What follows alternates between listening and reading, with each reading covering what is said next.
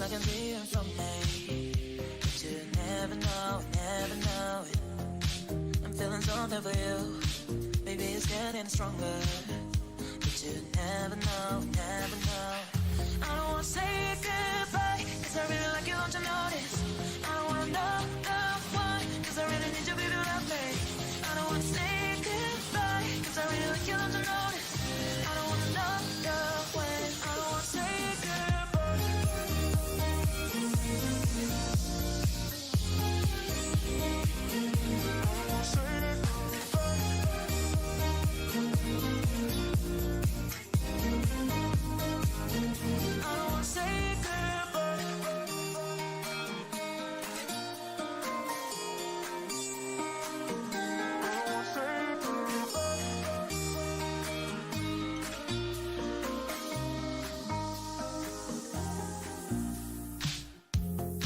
Sometimes I wanna run away, 'cause I can be here from me, but you never know it. I'm feeling something for you, maybe it's getting stronger, but you never know. I don't wanna say goodbye, 'cause I really like you, don't you notice? I don't wanna know the one, 'cause I really need you, baby, to love me. I don't wanna say goodbye, 'cause I really like you, don't you notice? I don't wanna know the when, I don't wanna say goodbye.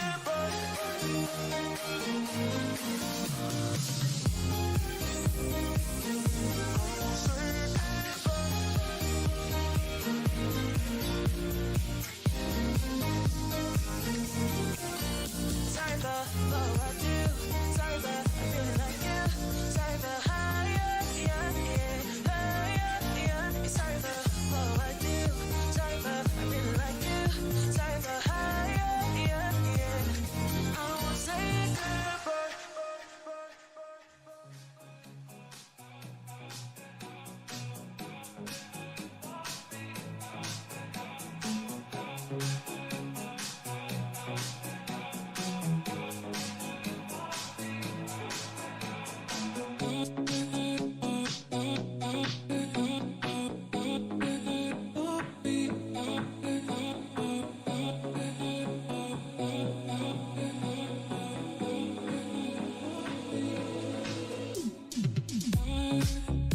Was wrong to say I wouldn't change a thing, 'cause in the story of our lives, the best of times through colored glass. I'm here once again, and I'm feeling the pain. So who takes the fall that covers it all again? And if you should call, it's no trouble at all. I'll paint out the sun back where we begun again.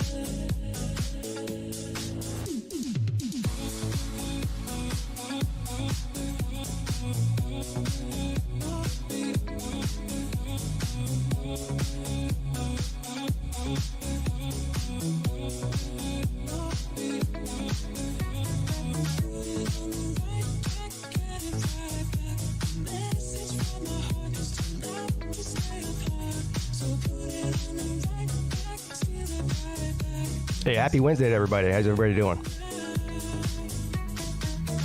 I'll be with you in just a second here. I'm almost ready. I promise.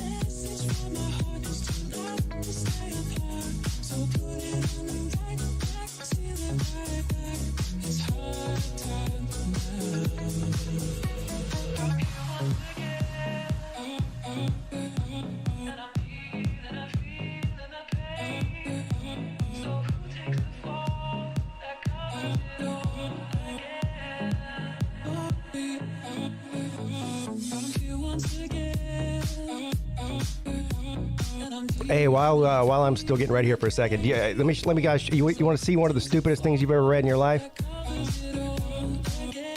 The only reason I'm showing you this is because I just got this notification, or I just saw the notification a minute ago. So look at this.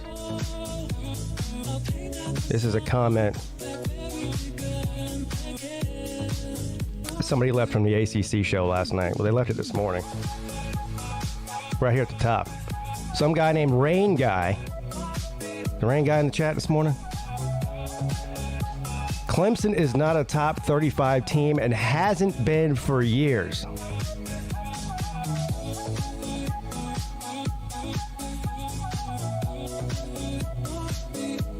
The forecast for today is partly stupid with 100% chance of dumbass. Pathetic! You are pathetic!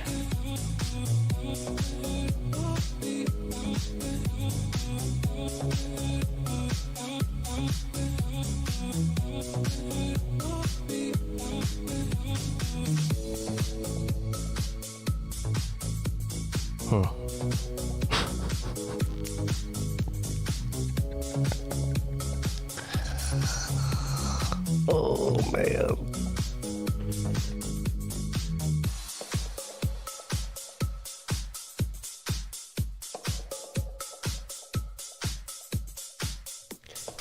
Yeah, the Clemson scholarship deal, as far as I know, there are three. They have 88 people on scholarship right now, which obviously they'll have to trim down to 85. I know there's some people that are grandfathered in because of the COVID year and all that. But the way that I understand it, they need to cut a couple scholarships.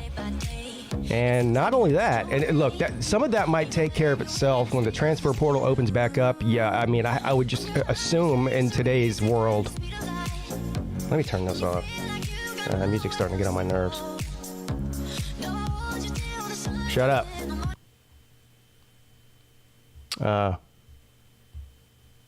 I would assume that in today's football world, there's going to be 1, 2, 3, 4, who knows how many guys from virtually every major program that do hit the transfer portal when the portal opens up, and that may take care of itself in that situation. The reason I'm even bringing this up is because in the Clemson world, there's rumblings about a TCU wide receiver, I believe his name is Jordan Hudson. I'm probably getting this wrong. I think his name is Jordan Hudson. Played for Garrett Riley last year, former 5-star recruit, one of the very few 5-star recruits that TCU gets ever. And there's rumors that he has announced that he's going to hit the transfer portal when it opens up. So he's kind of putting the feelers out there. And the obvious connection to Garrett Riley, Clemson needs wide receiver help, frankly. I think the first string for Clemson's wide receiver core is solid. But that's assuming, which is a crazy assumption to make, that they're not going to have any injuries during the year, which at that point, they'll have depth issues. So I know everyone likes to joke about Dabo Swinney not using the transfer portal, this and that. I think this would be a great candidate, obviously, and I think that Dabo Swinney knows it.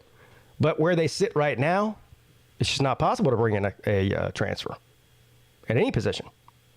So it'll be interesting to see how this plays out. And for all I know, this receiver from TCU, if he does hit the portal, has no interest in coming to Clemson. And maybe he wants to go somewhere else. I don't know. It's all speculation. But here's the other thing. If nobody does decide to transfer out of Clemson when the portal opens back up, then they do have a scholarship issue, which the reason for the title of the video there. So who would they take off of scholarship? And if you take somebody off scholarship, most likely they're going to transfer anyway. So the obvious answers would be some of the Daniel High School kids, the local Clemson kids that are on scholarship that hardly ever see the field.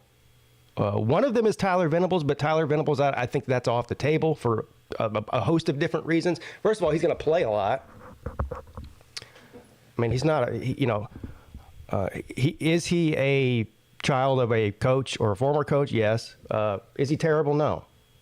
So, but there are a couple of other players that are on scholarship that is questionable at best.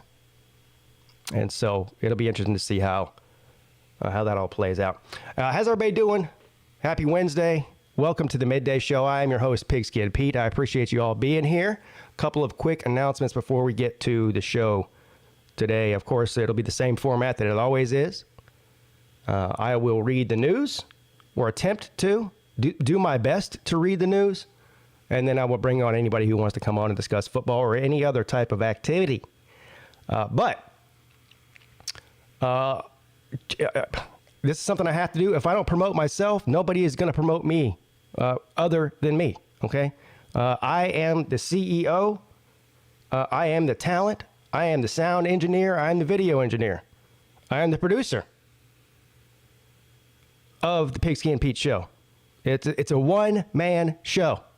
So if nobody promotes me, then I don't get promoted. Or if any way that I'm trying to grow the channel doesn't come through me, then it doesn't happen. So I hate having to talk about these kind of things, but it is what it is.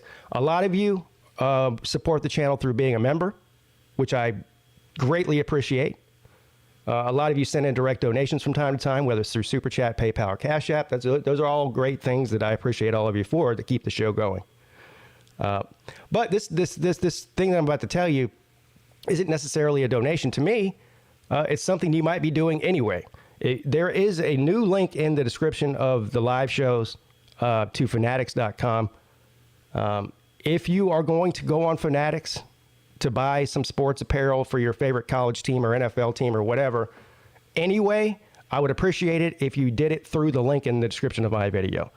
You go on there, purchase something, they'll throw me a couple of bucks. And by a couple of bucks, I mean a couple of bucks, not a lot. I hesitate. From time to time, I get emails from people because I have something in the description of all my live shows that says, if you want to sponsor the show, contact me through email and all that. And I get all kinds of weird stuff. And most of it, I just ignore. Like for instance, the other day, last week anyway, when I was on vacation, I got an email from somebody who wanted to sponsor the show. And I was like, okay, great. Potential sponsor for the show.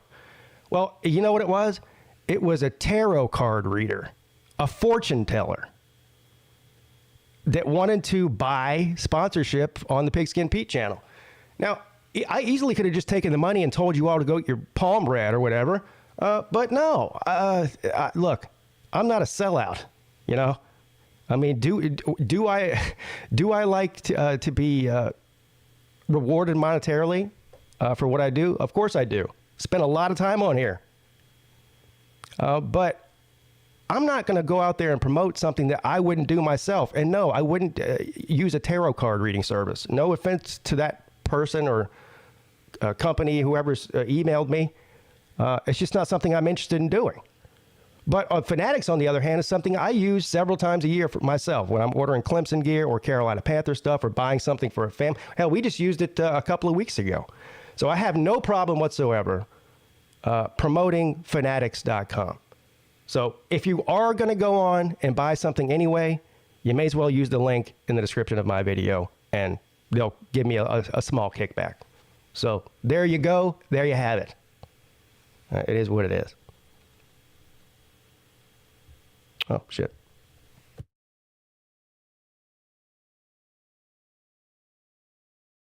Thank you, Jeff.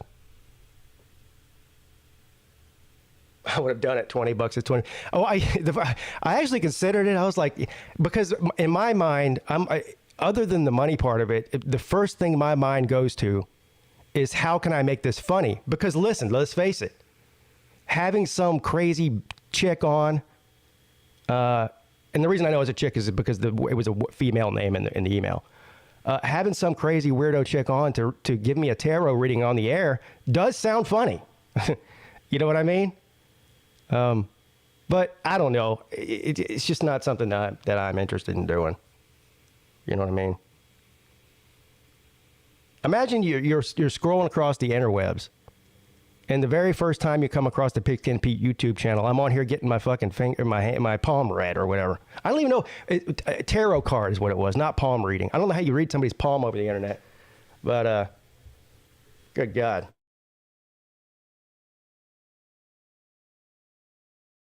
What's up, T2Y?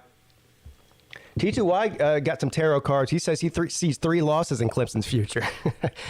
You must be related to this jabroni. Is this you? Is this your burner account right here?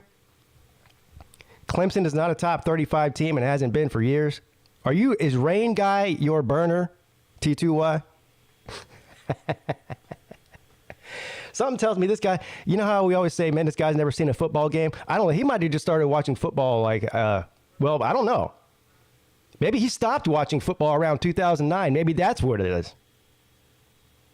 Because they've literally been a top 35. They've literally been a top 10 team for years. Sometimes I think if people say stupid shit like that enough, they start to believe it. You know how you got these people that lie so much they start to believe their own lies like they're actually real? That's what this is.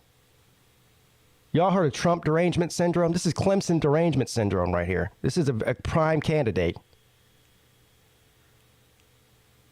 By definition, if fans of college football, the sport, not of just of Clemson, the sport itself, consider your program or team to be a failure for winning 11 games, then by definition, you're elite. There's not 5, maybe there's 5. There's not more than 5 college football programs or teams from year to year whose expectation is to win at least 11 games. Clemson's one of them. So, there you go. Guess who's not? Miami.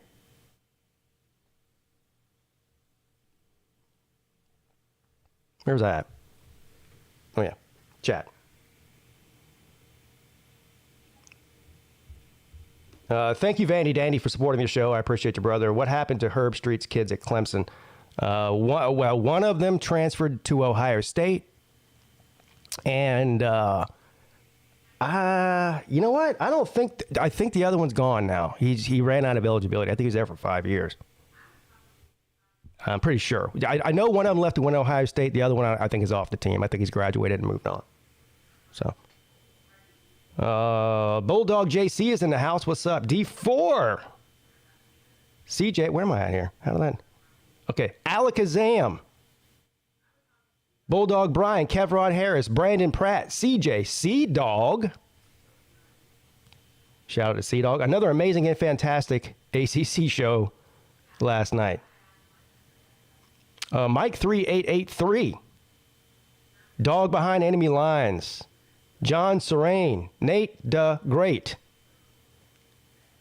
Slim Shady Kane. Scott Kerr says, bruh. What's up, bro? Battle Angel says, good morning. Good morning, Battle Angel. Texas Rocks. Jeremy Garrettson. Paxton's here. When did they add this little heart feature on the chat? Is that the same as hitting the like? Is that just like an easier way to hit the like while you're in the chat than Xing out of the chat to hit the like? I don't know. The reason I'm asking is it's just seeing a little heart go up constantly is just new to my eyes. My eyes haven't adjusted to it yet. I don't know what that is. What's up, Zona? The real Big Lee. Luke is here.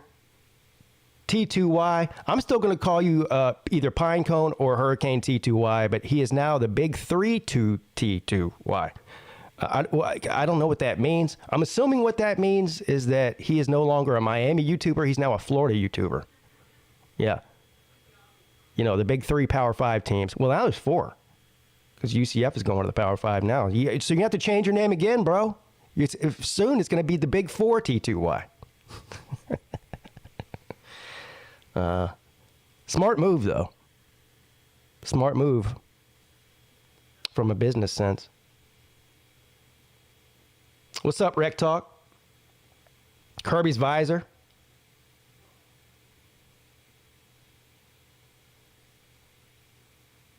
For Billy Paul, Crimson Brave, Juice ATL. It's been here for a minute. I don't understand what it does. Yeah, I don't know. For some reason, I just recognized it last week for the first time. I don't know how long it's been on there. Jeff Nelson, Sports Talk 101. All right. All right,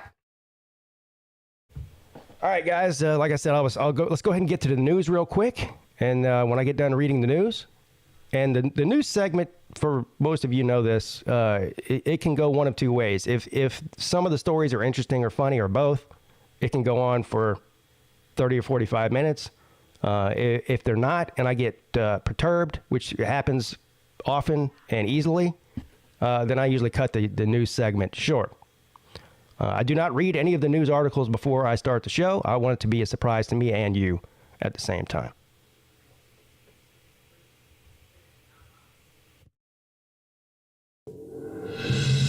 Breaking news from the PigskinPeete YouTube channel.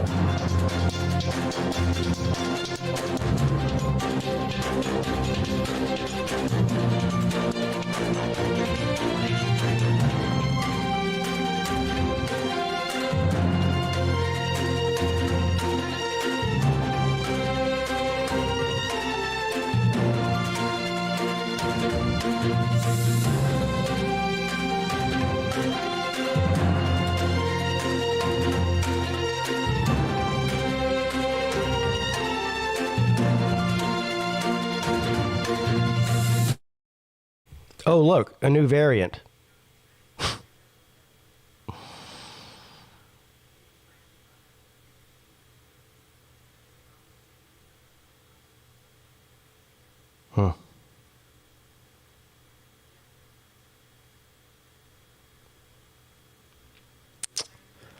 The U.S. is about to blow up a fake warship in the South China Sea, but naval rivalry with Beijing is very real and growing.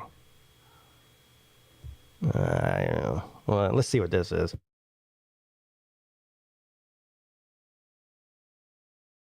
As a part of joint military exercises with the Philippines, the U.S. Navy is slated to sink a mock warship on April 26, 2023 in the South China Sea.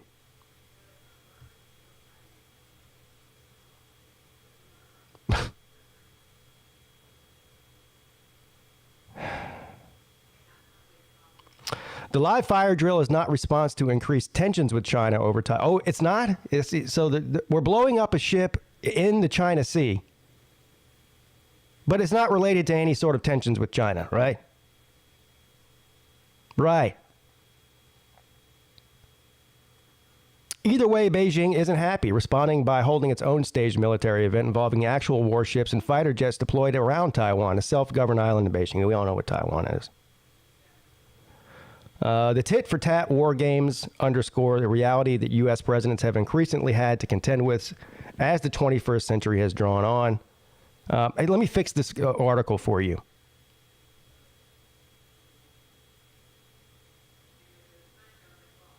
America loves to go to war, and if we're not at war with somebody, either directly or indirectly, then we have to go out and find somebody to go to war with. That's the way things have worked for my entire life and going back way longer before that. So there is that. Guess who's not at war with anybody and hasn't? When's the last time China was in a war?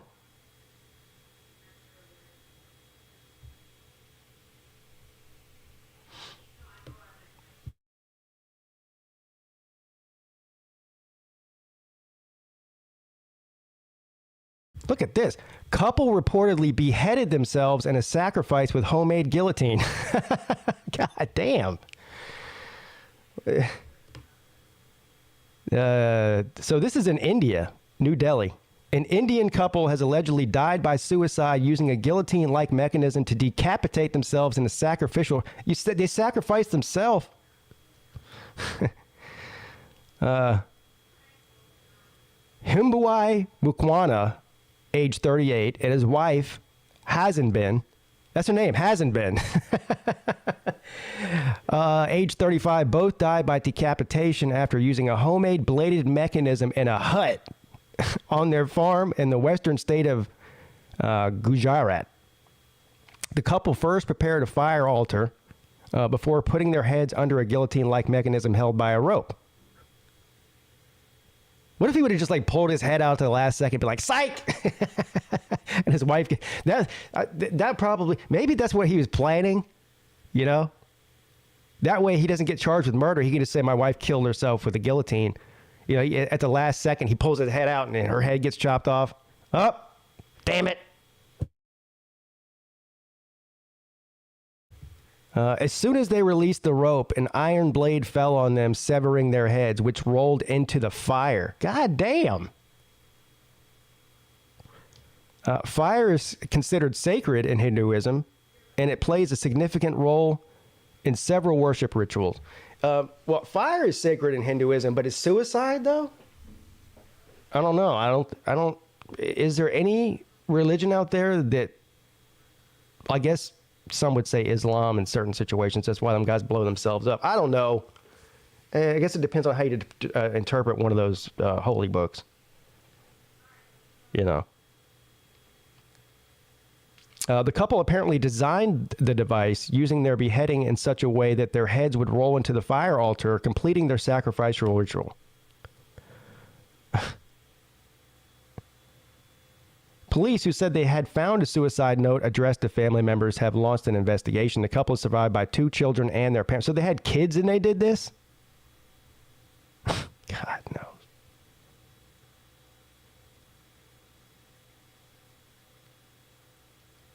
Ritual human sacrifices are not known or not unknown in India, where official data shows there were more than 100 reported cases between 2014 and 2021.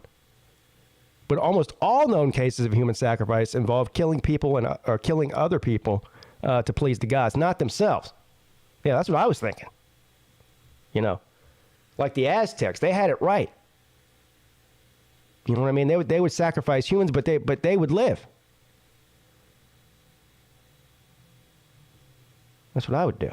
You know, I'm not into the sacrificing game, but if I was, I wouldn't be the one that would be sacrificed. You know what I'm saying?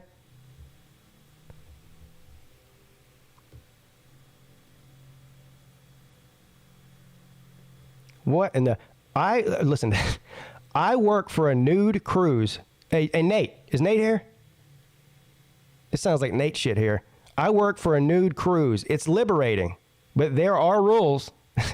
Passengers cannot get too excited, and clothes must be worn to dinner.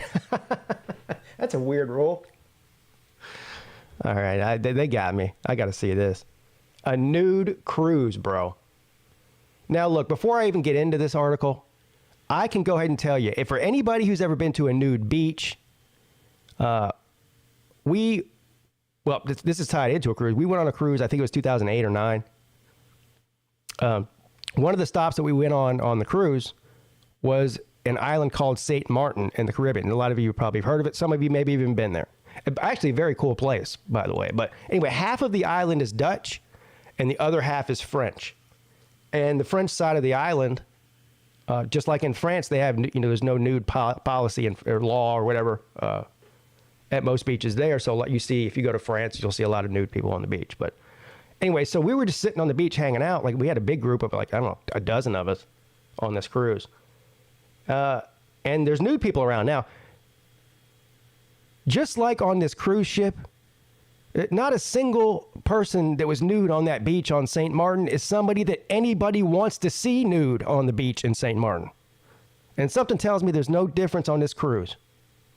All right? It's not like you're walking onto the Playboy mansion that floats around. It's a bunch of old people, out of shape people. Hell, nobody wants to see me naked either. Look at her. I told you. Looks like fucking Hillary Clinton.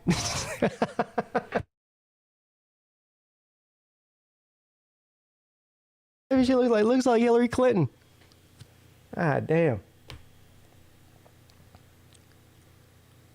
I'm a cruise organizer for Bare Necessities Tour. And now here's the other thing about this. Just the fact that everybody's nude, I bet you have to pay more. You know what? You should have to pay less. I'm going to go ahead and say, it should be a free cruise. Have to look at that lady naked for 7 days. God almighty. Bare Necessities Tour and Travel, a nudist cruise company.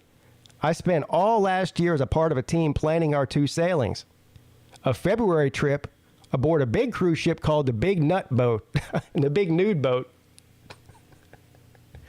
which has 3,000 passengers,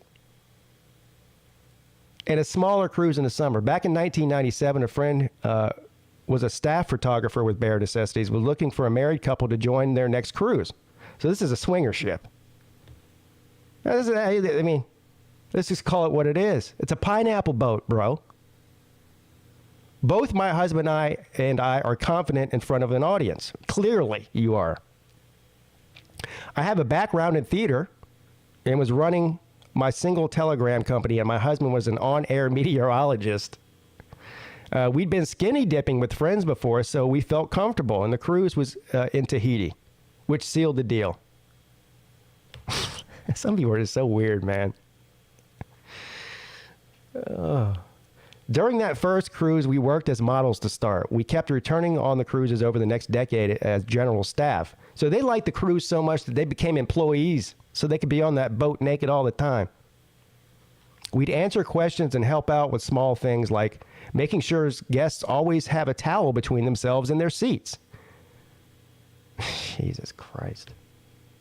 This is not sanitary. In no setting is a towel some sort of sanitary device for naked people. If anything, that towel is a petri dish of bacteria and God knows what else.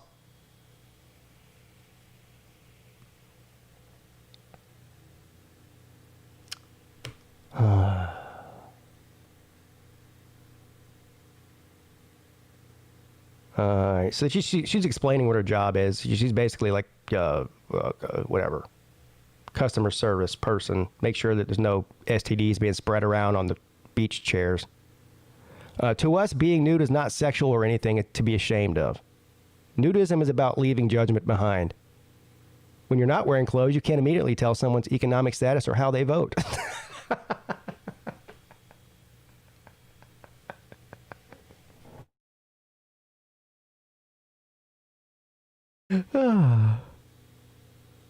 What if they have tattoos? That, because you can't cover that up if you're nude. Something about their tattoos might give you a little indication about how they vote. You know what I mean? You have to talk to them to find out who they are. Our guests form deep friendships, and I don't think form as readily on a textile cruise. We are not a swingers cruise. This is not lifestyle travel. There are plenty of those travel opportunities out there, but that's not what we do. That is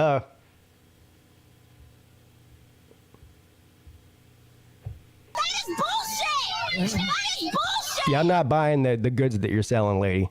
If you're telling me that there's 3,000 naked people on a boat 24 hours a day and there's not swinging going on, then yeah, I don't know what to tell you. You're willfully ignorant, or just dumb, or lying, which I think is probably number 3. I think you're lying. We do have rules aboard the ship. The biggest one is that if you're taking a photo and anyone else is in it, you have to ask their permission first. Hey, man, you mind if I get your dick in this picture, bro? I promise. I promise I won't post it on Instagram. Men cannot be overly excited. What does that mean? I mean, I think we all know what it means, but I mean, how do you, like, what? So if you see a guy walking around and he's excited, what? I mean, what do? You tackle him, throw him in the brig? I mean, what are you gonna do with it? You lock him in his room? I don't know what you do. We say that if you start to feel things moving down there, jump in cold water or think about baseball. Jesus Christ.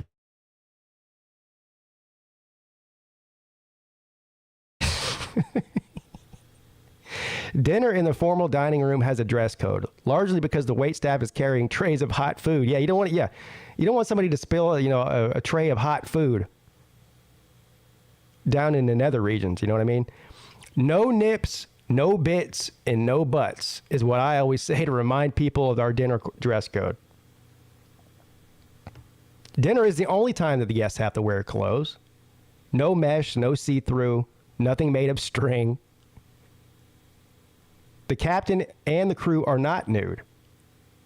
Our first day aboard is always a little bit of a shock for the crew, but after that, it's fun for everyone. We also are not nude for any of our port excursions. Yeah, because anywhere you're going to port, it's probably illegal to be nude. You know?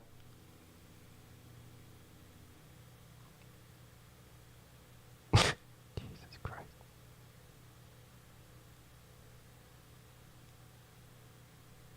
Imagine the amount of Lysol on that ship. Anybody who's ever been on a cruise, 3,000 people. Look, like, so they said the only time you have to wear clothes is at dinner. Well, for anybody who's ever been on a cruise, most of them have like a breakfast buffet between whatever hours, 7 a.m. and 11 a.m. or whatever it is, like a 3 or 4 hour window. And you walk into this giant, on the top deck of the ship, it's covered, but it's just giant open area. And it's what I just said it is. It's a breakfast buffet. You know, they got 100 different things on the buffet.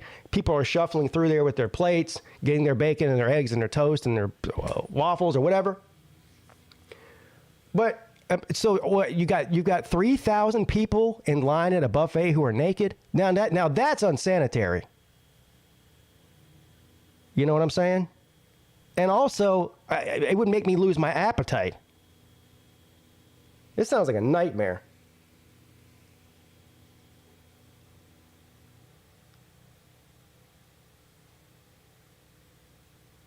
Each year, the cruise has been both fresh. No, it hasn't. The opposite of fresh. Yet we also have to keep enough of the major successes. For example, during the cruise we just finished, we had a private islands in the Bahamas all to ourselves. We repeated some of them, some theme nights that have been wildly popular. Nudists surprisingly love costumes. There's nothing surprising about nudists loving costumes. The same people that like to be naked in public are the same people that like to dress up in crazy costumes in public. Like Edwards people, Dragon Con and that.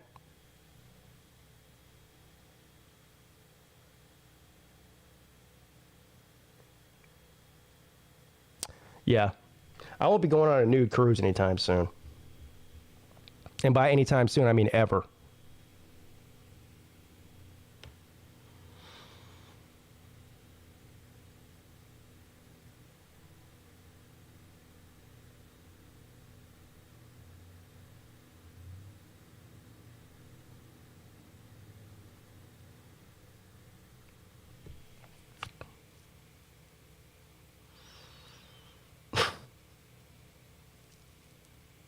A lot of Florida Man stories on here. Oh, but speaking of that, has anybody seen the Florida Man show on, I think it's on Netflix. I have not. Mrs. Peete saw a couple episodes. I saw like 10 minutes of it. The reason I'm asking, is it any good? It's an amazing name for a show, Florida Man.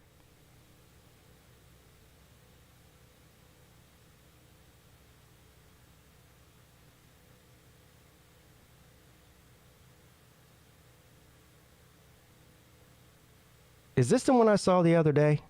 Now, this is due to the algorithm, so don't blame me.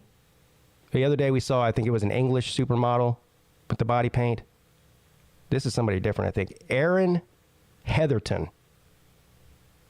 Now, the title of the article here is 8 Incredible Photos of Model Erin Heatherton in Body Paint. I'll be the judge of that.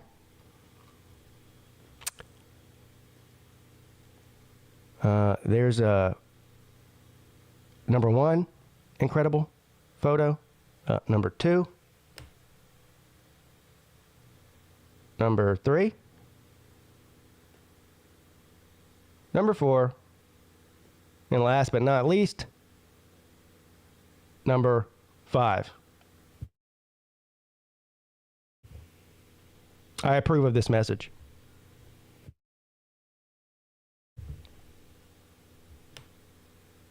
I have no idea who that is, by the way. Does anybody know? Is she like a, well, what does it say? A former Victoria's Secret model? Yeah, so that's what she is. Former Victoria's Secret model.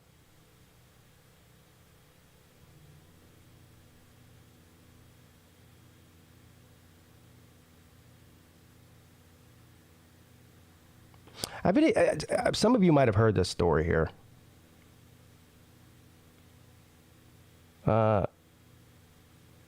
This guy, well, I guess he was wanted by the police. You know, had a warrant out for his arrest or whatever. I think it was in Virginia, West Virginia. He, his dad died, so he goes to his dad's funeral. And the police show up to arrest him at his dad's funeral. You know, with the warrant. And they kill him. Let's see here.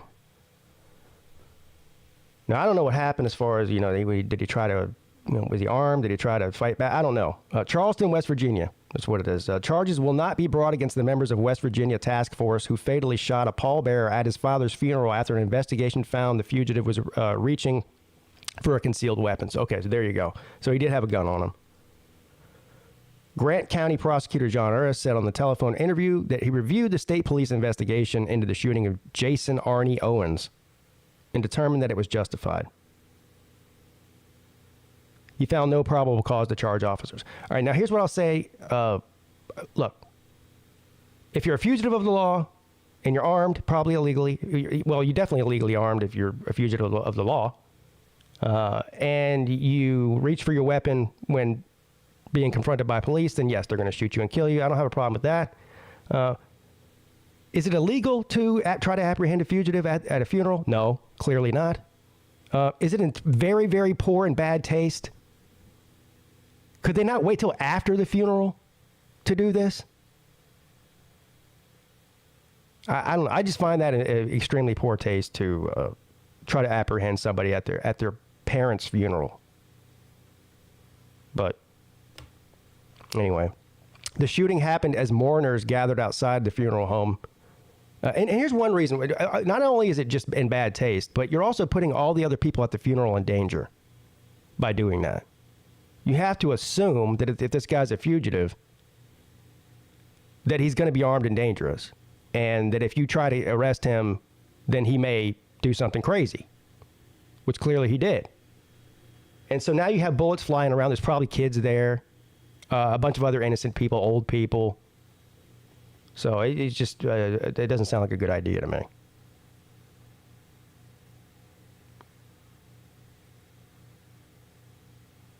Two officers with a fugitive warrant then sought to arrest Owens on parole violation. And that's what it is, a parole violation?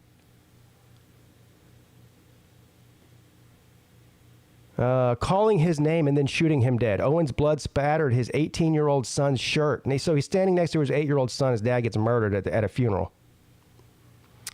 Jesus, man. But don't worry, though, because the police investigated this, and they found that the police did nothing wrong. Yeah, you heard me right. The police investigated this. They investigated themselves, and they found in investigating themselves that they'd had no wrongdoing. So that's good news.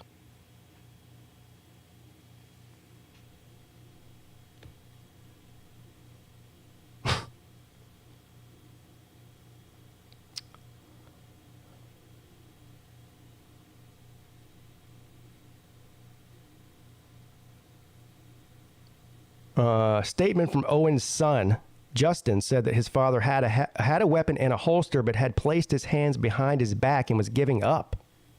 So the police are saying he was reaching for the gun. The son is saying that he was surrendering. Well, there's any body cam videos. Not that would really give us a good, clear shot of what happened, but...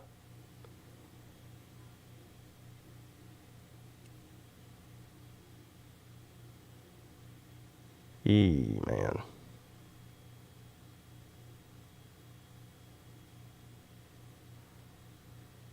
As a part of their initial response coordinated by the U.S. Marshal Service, some officers parked between the funeral home and Owens' SUV to prevent Owens from getting into his vehicle, where a revolver and a rifle were later confiscated, along with multiple rounds of ammunition and drug paraphernalia. So, anyway. Nobody's going to be charged. They investigated themselves and found that there was no wrongdoing.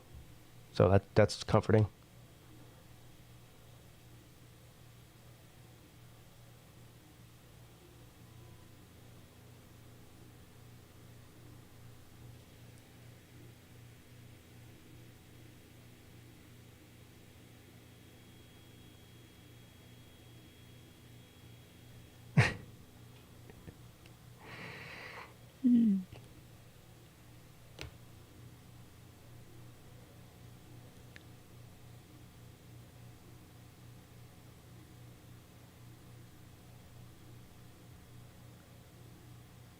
Oh, listen to this. Man texts his family that he's lost in the Colorado mountains. Then rescuers find the body that they think is his.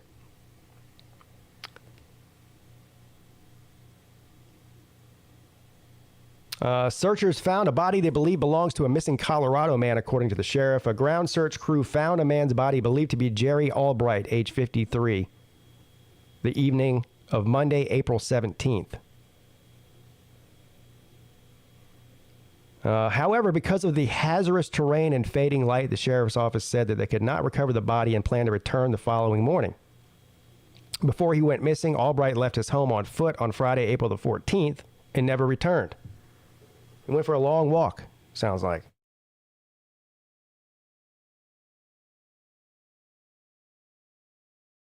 Early the next day, deputies said he texted his family saying he was lost in the mountains. Damn. Cell phone data showed that Albright's text message was sent about 1.5 miles west of the street where his home was located. His family called the sheriff's office later in the afternoon on Saturday, April 15th, after searching the area and not finding him. The next day, the sheriff's office said it continued looking for Albright with the help of multiple agencies searching the area using ground crews and a drone. After the man's body is recovered, deputies said the coroner's office will determine the manner and cause of death. Yeah. Guess there's a lot of ways to die out there. What did they say, 3 days or 4 days? Could have been an animal. I don't know. Could have been dehydrated. Could have froze to death. That's probably why. He probably died of hypothermia. That would be my guess. Or maybe he fell trying to, go down a ravine or something. Who knows?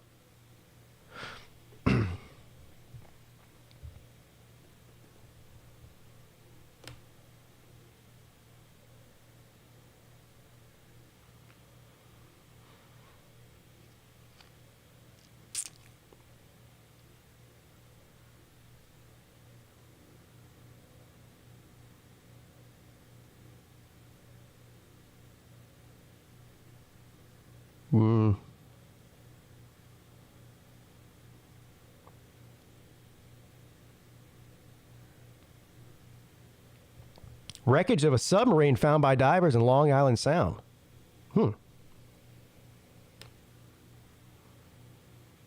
Connecticut divers have discovered the wreckage of an experimental submarine that was built around 1907 and later scuttled in Long Island Sound. Wow.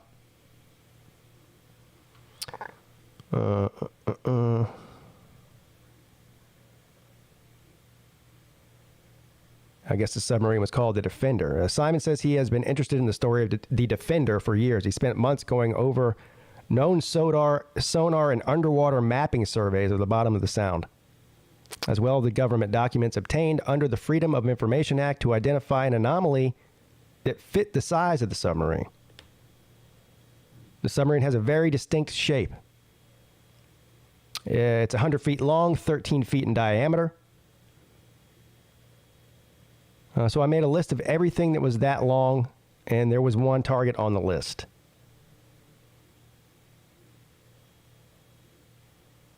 It was legitimately hiding in plain sight.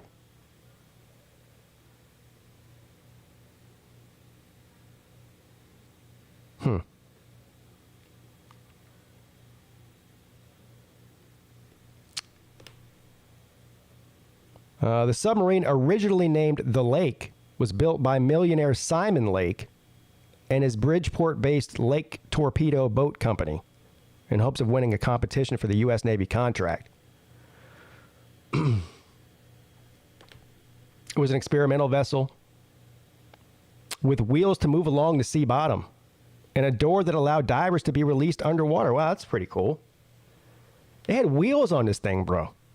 A submarine with wheels, bro. Yeah, that's experimental, all right. That doesn't. I don't know why you'd need to do that when you could just cruise right above the ocean floor. I don't know why you had to go on the ocean floor.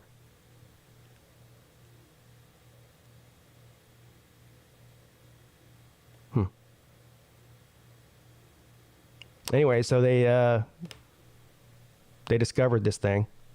that they all knew was there, but I guess no one really wanted to go looking for it until these gentlemen did.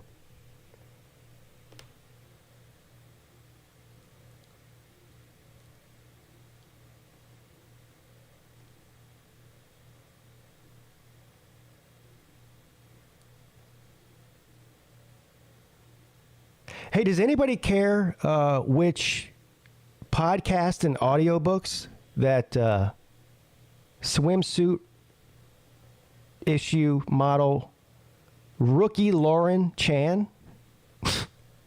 likes? Oh, I don't.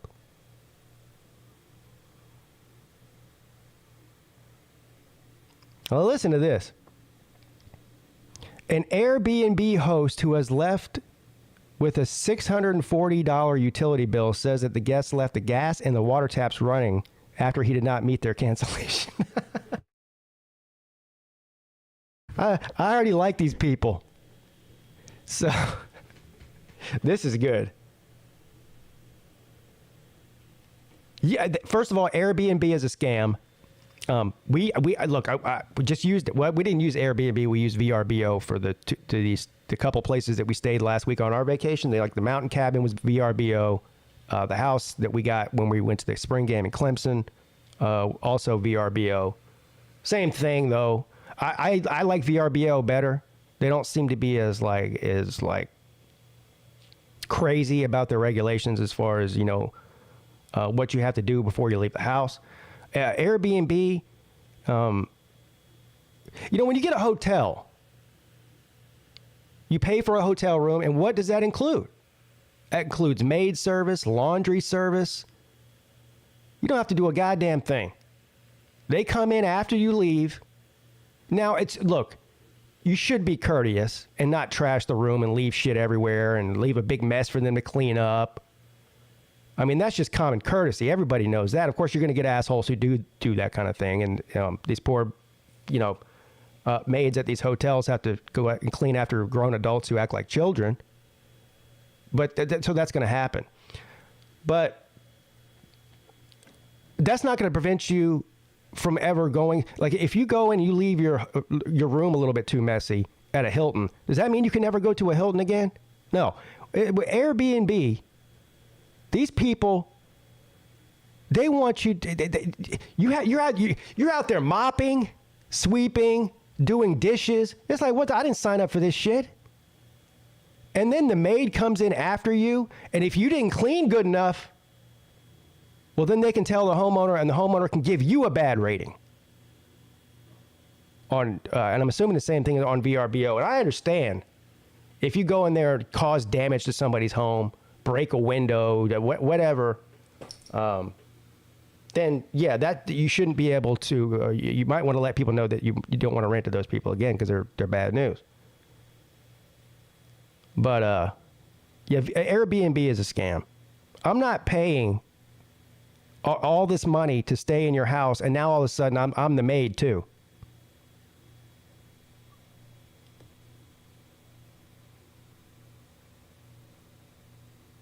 So this South Korean Airbnb host was handed a $640 utility water bill after a couple stay.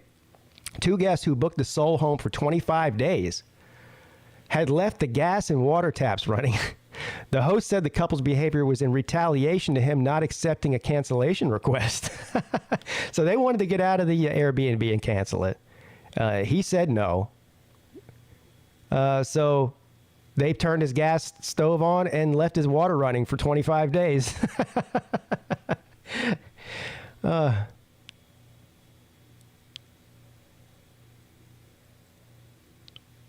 The property host, who was only identified by his last name, Lee, said he was charged 840,000 South Korean won after a Chinese couple rented out his property in the capital city of Seoul for 25 days in March. Lee did not disclose the amount he was paid for, that the people paid for the booking.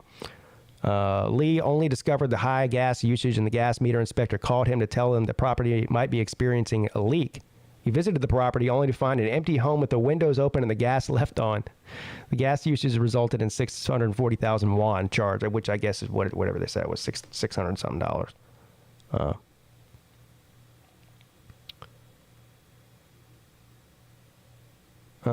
Lee was particularly vexed about the 170,000 won water bill, the charge for using about 120 metric tons of water.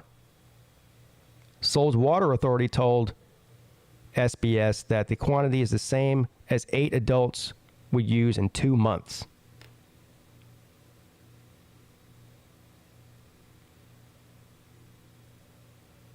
Lee said he believed the couple deliberately ran up his bill to retaliate for not meeting the request to cancel. Yeah. So, hey. You know what I mean? It is what it is. It would have been cheaper just to cancel their, to meet their needs as far as canceling their reservation. Cost you a lot less.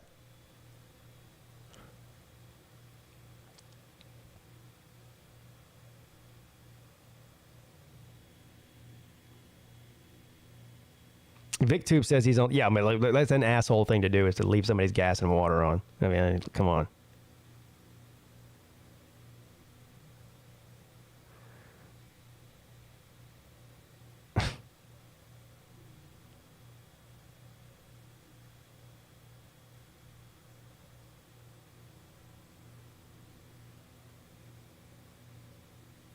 All right, looks like the articles are getting worse and worse as we go on here, so I'll go ahead and end the news segment.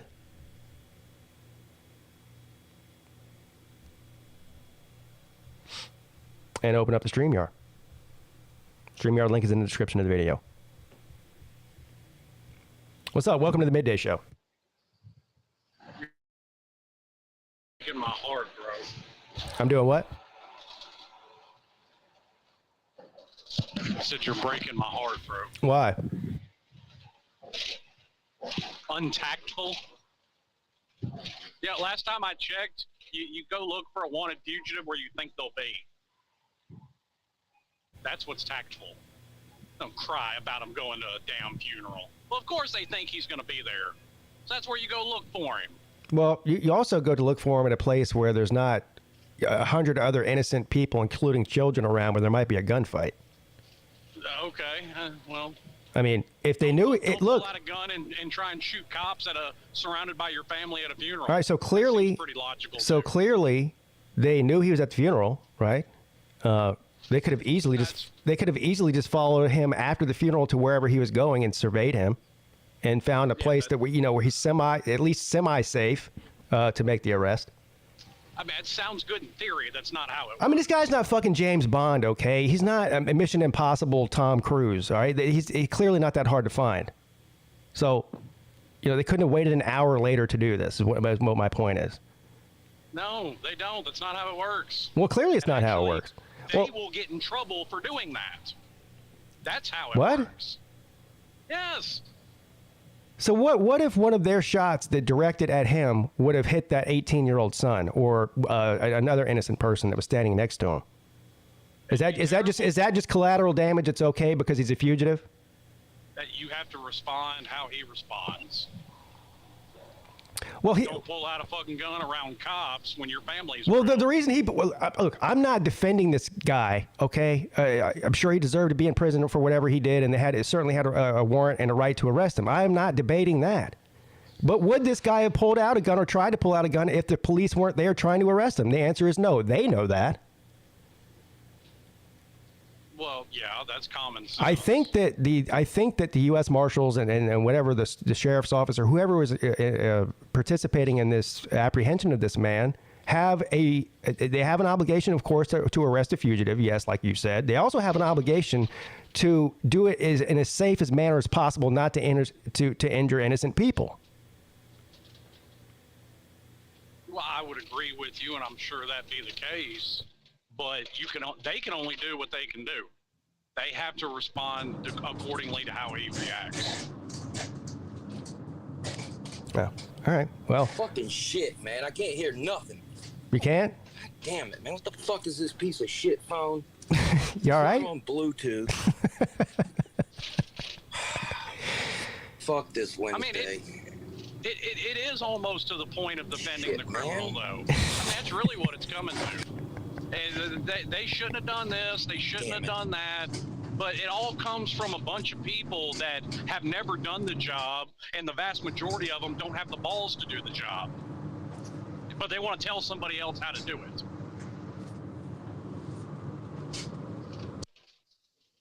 Yeah.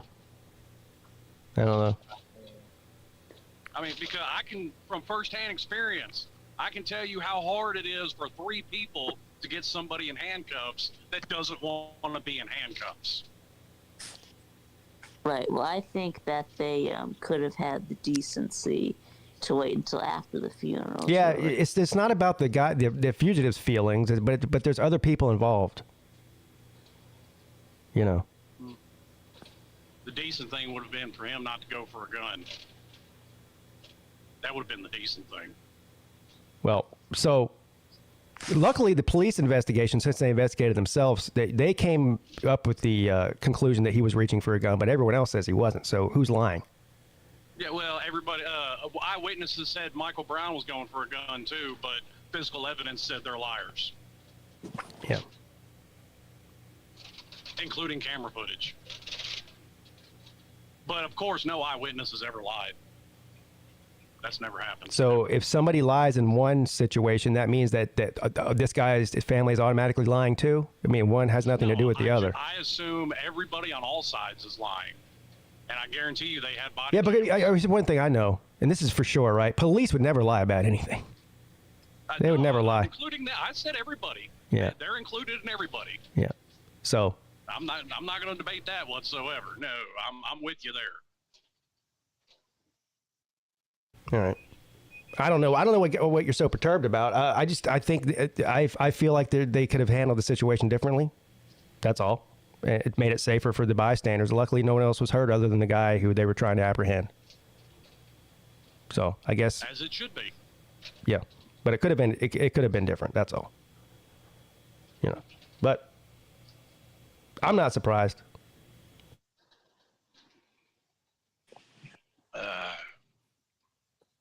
I can hear again. Let's see if Kirby's visor is okay now. You okay, buddy? Hey, you guys. Hey. I can hear you. Can you hear me clear? Yeah, you sound loud and clear. We could hear you before when you were bitching about your phone, piece of shit phone not working too. Yeah, you seemed a little bit perturbed. Yeah. Yeah. This is out here on the extended network. You pay $180 for this a month, and you get shit service. So what part of are you in Georgia? Yeah, I'm in North Atlanta, up here by Lake Lanier, out here on a delivery now. Oh. By Buford High School. Gotcha. But I yeah, wasn't too far from you not long ago. I was up in Doraville. Oh man, yeah, I work outside of out of Norcross. Hey, if I would have known that, I would have bought you lunch or dinner. I mean, breakfast, goddamn something. Shit, I got the hell out of there as quick as I could. I hear you. Yeah, hey, the moral of that story that I got from what you were speaking on, Pete, was don't put yourself in a fugitive situation. But yeah, that is kind of I don't know, man. You just arrested him during the middle of a funeral? That's Could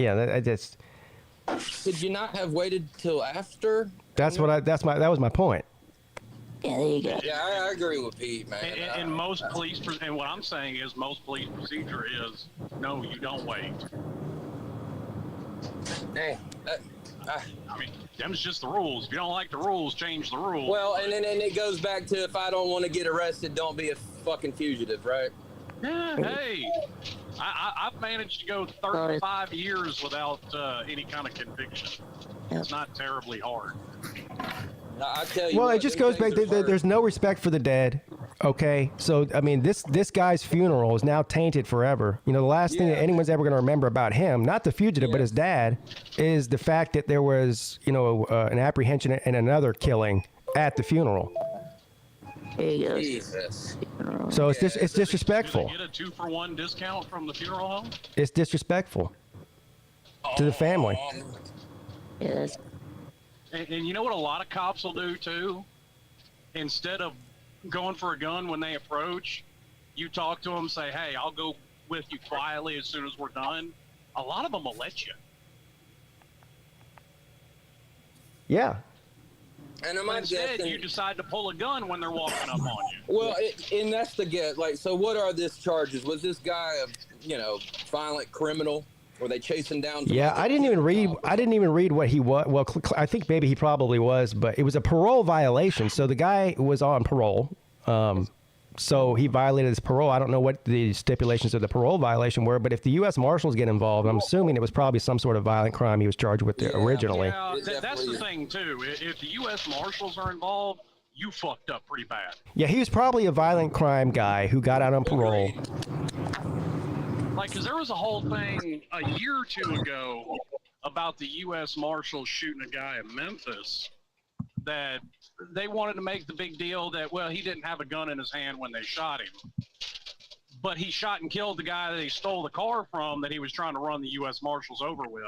Well, did y'all hear about Grandpa that blasted through the door and killed that kid the other day? What? I've heard about it, but I haven't read the story yet. Yeah. Blasted through what door? What do you mean? You mean with a car? So a young man went to go ring a doorbell. He was at the wrong house. Oh, yeah, and he got shot. Accidentally. Oh, yeah, I heard that. Grandpa's scared shitless. He lives in the fucking hood, so every time the fucking bird chirps, he's pulling out his gun. Yeah, I did. I mean, yeah, I did. Yeah. Yeah. Sad. sad situation, man, that we're living in. Yeah, the guy went to the wrong house and knocked on the door looking for his little sister and got shot. Well, He lived. Let's give it another week and 17 more details of this will break. Agreed. That's usually what I tend to do. I just find it hard to believe a 90-year-old grandpa is just some racist guy trying to blast anybody that's not white. Yeah, I don't think especially if he's been there for a significant amount of time. I don't think so. He's probably just, just fucking paranoid. Just afraid that it was someone trying to break into his house. Yeah. I mean, how many times has he been robbed? God only knows. Guys, we're in a fucked up spot right now in the world, man. Yes. Yeah. Yeah, you can say that again. Yeah, that depends on who you ask. Yeah, don't go knock on doors because you might get shot. Yeah. I'm just gonna call. I'm just gonna call and say check on Grandpa. I might get blasted. I don't know. I mean, I would agree with you, Visor, but the problem is there's a whole swath of people that say, "Oh, everything's fine. It's better than it's ever been." That is just being very naive. I mean, Jesus. The whole fucking, we're in a culture war, you guys. Do y'all not agree that this is a fucking culture war? You're seeing a breakdown of basic society, is what you're seeing. The moral, that's right. The basic reality is being warped right in front of our eyes, and they're telling me that it's okay for my 5-year-old daughter to see somebody shaking their fucking dick at them. Damn. Well, I'm gonna tell you what. I'm gonna be the first one in fucking prison if that shit ever goddamn happens in front of your kid or mine. Well, I think indecent exposure is still a crime. Well, that's pedophilia there, Vic. If you're shaking your dick in front of a child in the middle of the world can see it, you might just be a fucking pedophile. Yeah, that's illegal. I said what the fuck I said. You can take it how you want. But Vic, according to a lot of people, it's not illegal. There are flyers, and I've seen them all over Memphis as well, of quote unquote, and I'm gonna take a picture of one. That way it can get posted so people can actually see it. A family-friendly drag show. Oh, you mean those drag. Now, how is that family friendly? Well, that's like calling a titty bar family friendly. It's not. Just bring your kids to drag shows. You're not gonna condition my child, man. Vic. And you're not gonna do it to everybody else's either. Yeah, no, just don't bring your kids to drag shows. Brother, I can't even go down to Atlanta to watch a fucking opening kickoff game because the goddamn Dragon Con furries are walking around with butt plugs hanging out their ass. Hey man, just leave the furries out of this. They're all right. Yeah, what do you got against the Dragon Con? You got a problem with Edward? Furries, dude. Yeah. it got weird, man. So I'm trying to go down here for the college football fest with my children. And there's fucking animals walking. People dressed as animals. You know what? You're so worked up. I think you need to calm down. Maybe you should drink a Bud Light. Oh, God damn it. Don't get me started on that fucking Bud Light shit. Because they don't fucking know their base. And I really don't give a shit if transgender people want to drink it. And look, Delvin Mulaney or whoever he is, the real transgender people are their shit's being stolen by these fake ass transgender people. You know what I believe? And the feminists are being jacked. He's sitting here trying to play innocent, or he's just stirring that pot. Hey, look. You know, actually, from what I read, and I don't know if this is true or not, I think it is. The story is that well, after the backlash about Bud Light and whatnot, the Budweiser or the Anheuser-Busch CEOs came out and said that this decision for this marketing ploy that they did was delivered by somebody who wasn't qualified to make that decision, somebody like a lower level person in the marketing team, and that they've been fired. I don't know if that's true or not, but I haven't seen a formal "I'm sorry" apology. yeah, that's kind of like look, first of all, I don't believe anything a CEO says to begin with, so No doubt. it may be, hey, we're feeling this financially, we've been financially hit, and now we're going to go out and try to blame it on somebody else. You know what I'm saying? There you go. It's damage control. Absolutely. Yeah. Because they were hurting a lot more than what people want to admit to. Yeah, I mean, personally, I don't look. If you went through the politics of every company for every good that you use, then you wouldn't use any of them. That's right. So I just don't give a shit. I mean, as long as there's not an actual dick on the can, then I just don't care. Yeah, I really don't give a shit. I Bud think Light it's a was little shit beer over. before. I thought Bud Light was shit beer before and after, so whatever. I mean, I love watching movies and TV shows. 80% of the people that I love on TV, probably would think that my views on the world are complete shit. But I don't care. You know what I mean? Right. That's That's why I don't get behind, and I've always questioned the celebrity endorsement thing. Yeah. Because people like Clint Eastwood has been open about it for years. You have to kind of fall in line or you won't get work. So I don't believe half the shit that comes out of their mouths because they know they'll get blacklisted if they don't fall in line with it. Yeah, but then you have the independent. That's the beautiful thing about the internet is that so many of these people, entertainers, they have their own platform and they're pretty much uncancelable because they don't work for anybody. They work for themselves. Hell, that's why I tune into you guys more and get my scoop from sports because I can get that shit unbiased, and I'd rather support an independent guy coming up than these corporations trying to shove everything down my throat I don't want to hear. Yeah. Well. Or you get big enough like Dave Chappelle or, like I said, Clint Eastwood.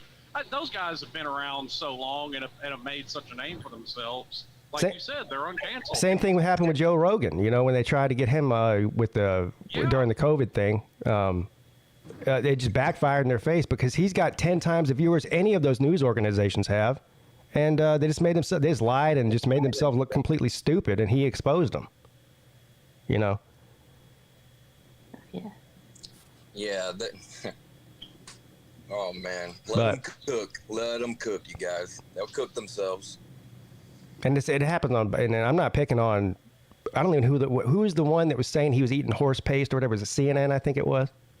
I'm not picking on CNN because I'm not picking on CNN because they're terrible. They're all terrible. Look, all of these major news corporations are terrible. All they are is entertainment channels, opinion channels that masquerade as media, for profit. That's what they are. Yeah, we got it all figured out. Yeah. All of them. Anyway, so do you think that we could ever have the Slob Olympics on a nude cruise? On a nude. Hold on. You'll definitely get me there, Vic. So what Vic is proposing is a nude slob Olympics. Now, here's a compromise. If the cruise ship is full of that Aaron chick that you pulled up her body paint picture, Yeah. if it's a cruise ship full of her, I'm down. You won't see anybody on that cruise anywhere close to her. Oh, I know. Yeah. Granny's saggy fucking saddlebags. Have any of y'all ever been on a nude beach You don't before? see my skinny potbelly ass walking around there. It's like the same thing. Anywhere where people are willfully nude in public, those are people you don't want to see. Period. Brother, I don't even want to see my own self naked, okay? Right. Exactly. I'm 40. I'm a man now. Oh, man. I'm good, though. Oh, I still got 5 I don't years need to see before that I'm a man. shit. My favorite thing is where she's like, well, when you're naked, you can't tell who somebody votes for.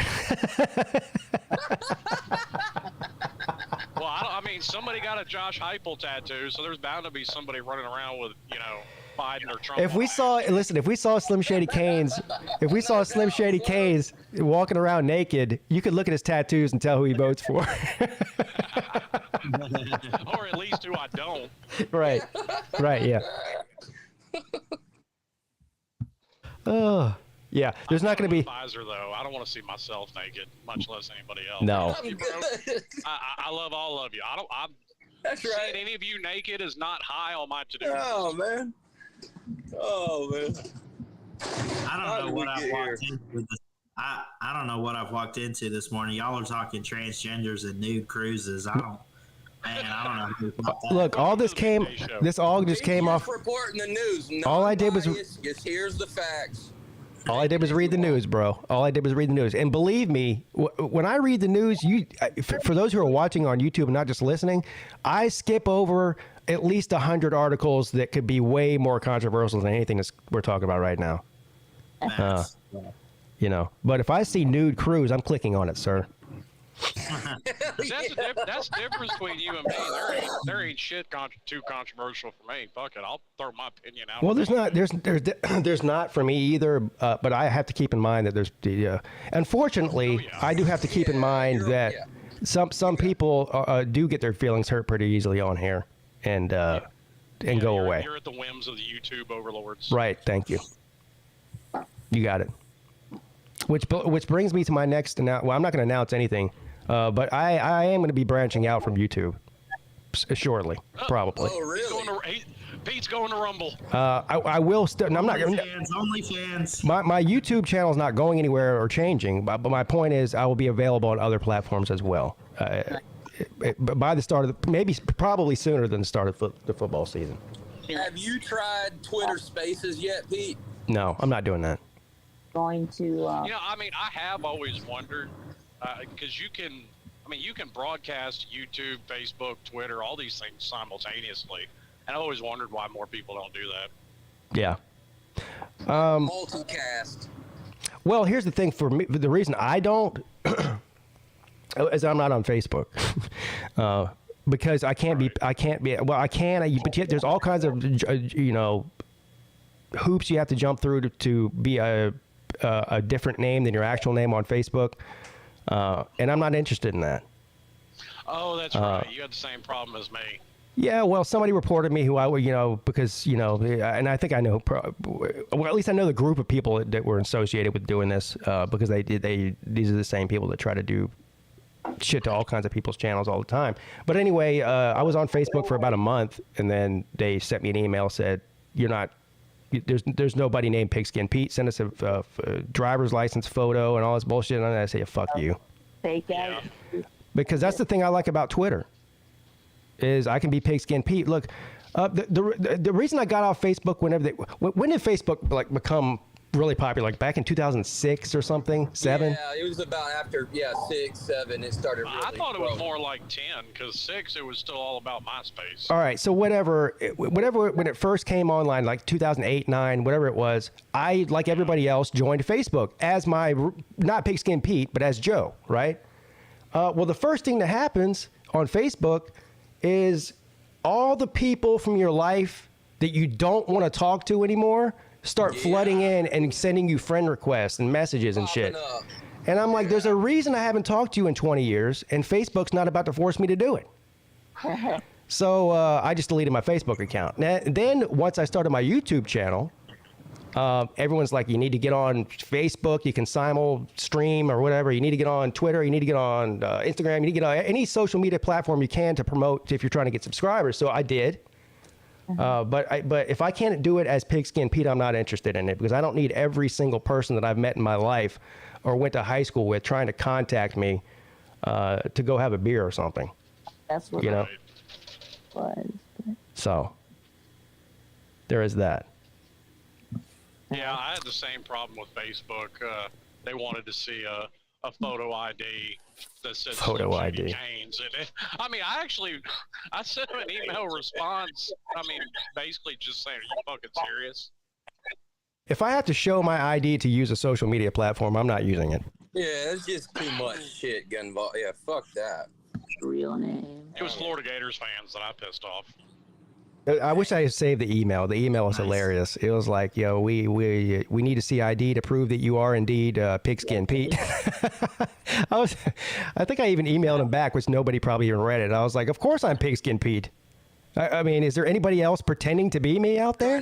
No. I mean, I seriously thought about. I was like, you know what? I'll drop $50 on a fake ID that says Slim Shady Canes. Fuck it. do like Chad Johnson and change my name legally to Pigskin Pete.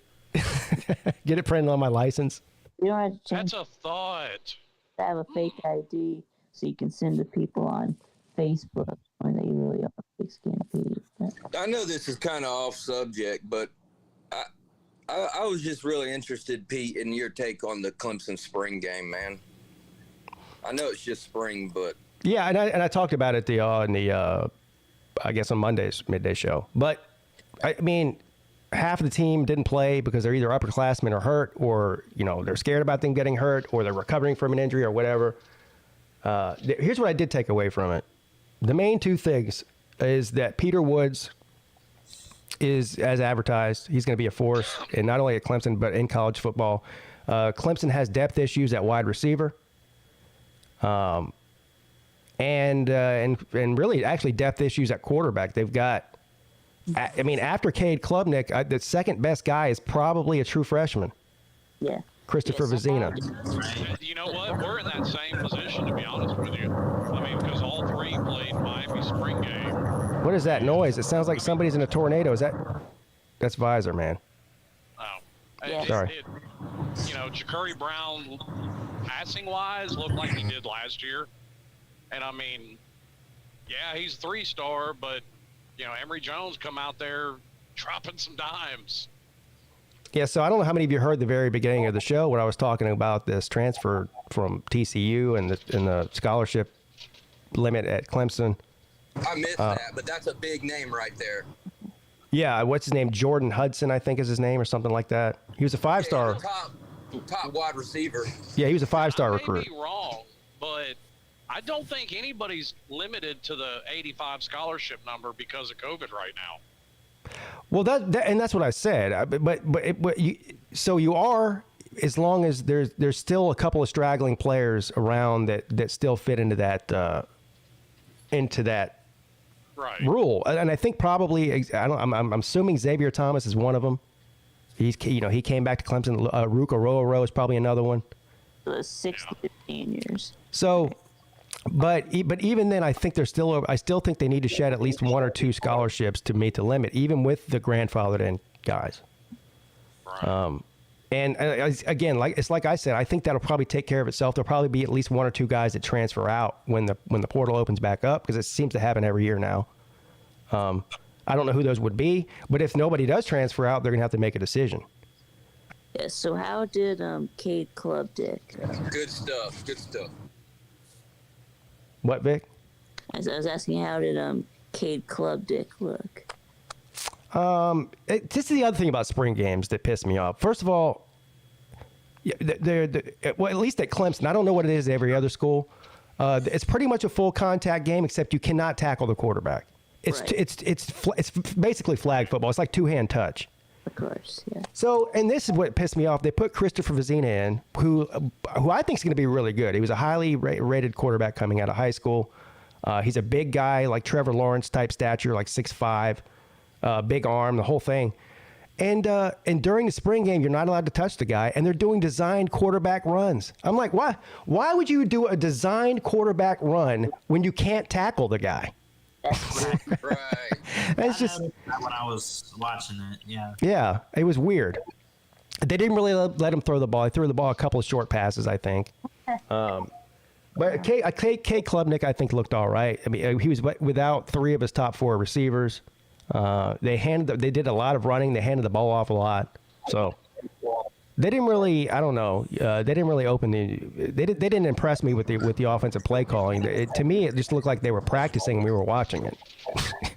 You know, it didn't. Nothing really stood out to me. I mean, all it is a scrimmage that's open Yeah. to fans. Yeah, it's like a tryout too for some of the guys to see if they're going to, whether they're going to be first or second or third string. Right. And I think it's a chance to get kind of a first look at some freshmen or guys that have transferred in. Yeah, and they one of the stars of the spring game, if that's what you want to call him, at least one of the guys that stood out to most people that were watching, whether on TV or in the stadium, was, I believe he's a redshirt sophomore or redshirt freshman. What's his name? Now I forgot his name. What position? A running back, number 20. I forget his first name. His last name was Thomas. Thomas. Okay. Anyway, he was. I mean, I believe he played on the Orange team, which was not Klubnik's team. It was the other team. And the first 4 or 5 plays from scrimmage for the Orange team in the game were all handoffs to him, and he got a couple of first downs. He's like, I don't know, probably 5'10". He looks short compared to everybody else, but his legs are the size of my torso. You know what he looks like? I heard this comparison from somebody else, and I agree. He looks a lot. He's built and runs a lot like Maurice Jones-Drew did. Remember him? He's trying to get up in between them tackles then and bully somebody. Yeah, but he can go sideways in a hurry. Like, he's very shifty. Ooh. Yeah. Dominique Thomas. Thank you. That's his name. His first name is Dominique. Okay. Dominique Thompson. I'm going to keep my eyes on that. Okay. So what, orange team versus purple team? No, orange versus white. It would be cool if they did orange versus purple. I've said that in the past, and then people get mad at me. Purple, too, from Clemson. Yeah. I think it should be orange versus purple myself. See, I've said the same thing about Miami. I've said the same about Miami. They should do orange versus green, but they do orange versus white. Yeah. Yeah, or orange versus black. Yeah. Also be cool. Yeah, so Clemson only wears the orange jerseys once a year for Military Appreciation Day, late in the year, homecoming, the whole thing. But that's awesome. So they probably don't even have the orange jerseys made up yet. I'm assuming that's the reason with all the different, with all the new players. That's the reason they don't wear them for the spring game. But they already have white jerseys on hand. I don't know. Georgia wears their. Hey, I don't know if you guys had seen this, but Georgia got their Peach Bowl rings. And one of the details on the ring, it has a clock striking midnight with the confetti falling. See, that's an ultimate troll right there. That is an ultimate. I love that. I thought you might like that, Pete. No, this is so. Dabo is a troll too. Everybody knows it. Well, people think he's just a ho hum, hee haw, whatever idiot. No, he likes to have fun, he is an ultimate troll, and nothing. He trolled the shit out of his own alma mater, Alabama, after beating Alabama 2018, 44-16, because the narrative the whole year and the media was saying.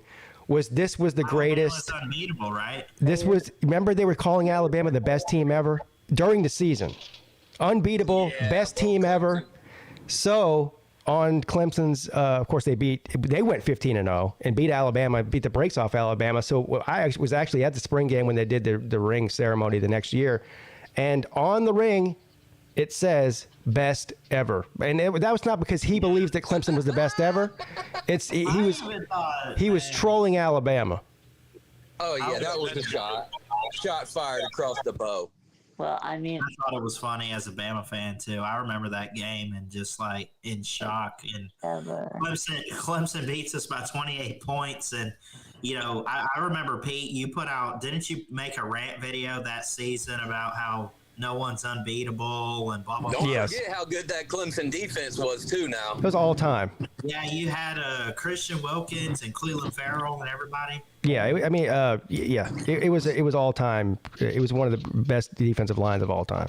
And I would even argue that might go down as the all-time, like, the greatest team. That I don't know. I'm not going to go that far. I think it's subjective, and I think also different eras are. It's like the argument between whatever Michael Jordan and LeBron James or whatever. Like different eras. And the same thing is true in virtually every sport, especially football. there is no debate, though. But What do you mean there is no debate? I mean, well, that's subjective. Are you talking about the Jordan debate? Have you guys seen? Let me see if I can find this. Have you guys seen so they issued the Liberty Bowl rings to Arkansas? Have you seen this? Oh shit! They get a ring.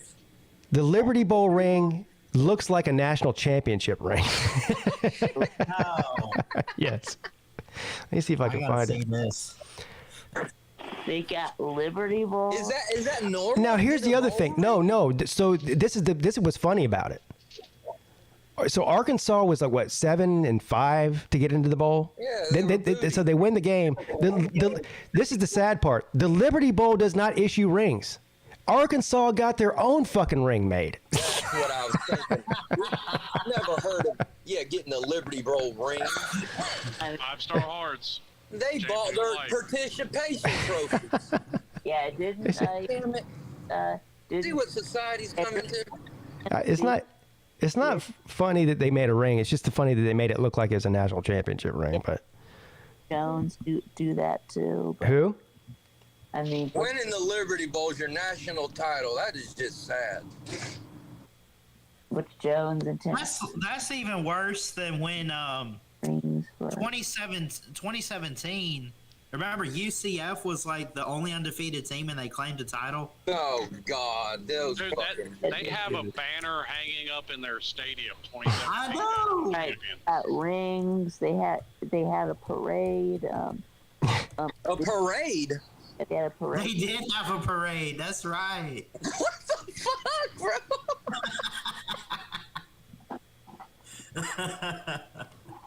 Here it is. Hold on. Let me see. Everything is a video. I want to see just a still picture of it. Oh, here it is. Yeah, here's a good picture of it. All right, let me put it on the screen for everyone to see. It's full of diamonds and shit. Damn, they spent some money on that. There you go, right there. They spent some money. Look at that. Oh my God. Well, Maybe they should have spent some of that money on a more. Now, I'm not gonna lie. The Liberty Bowl. I'm not gonna lie. The ring, Buying some recruits with that money. the ring looks cool. It's crusted with diamonds. It's got a black pig on it, or whatever, razorback on it. It says 2022 Bowl on the top, and underneath it says champions. The Liberty Bowl, bro. Oh, Liberty They Bowl. went 7-6 too. Yeah, 7-6. And just for the record, the Liberty Bowl is shit. The city that it's in is shit. There's nothing to really brag about. But you live in that city, Slam. So Yeah, that's why I can say that with perfect confidence. Liberty Bowl, bro. And technically, no. I live an hour outside of that city. You couldn't pay me Right. to live in that city. but well, I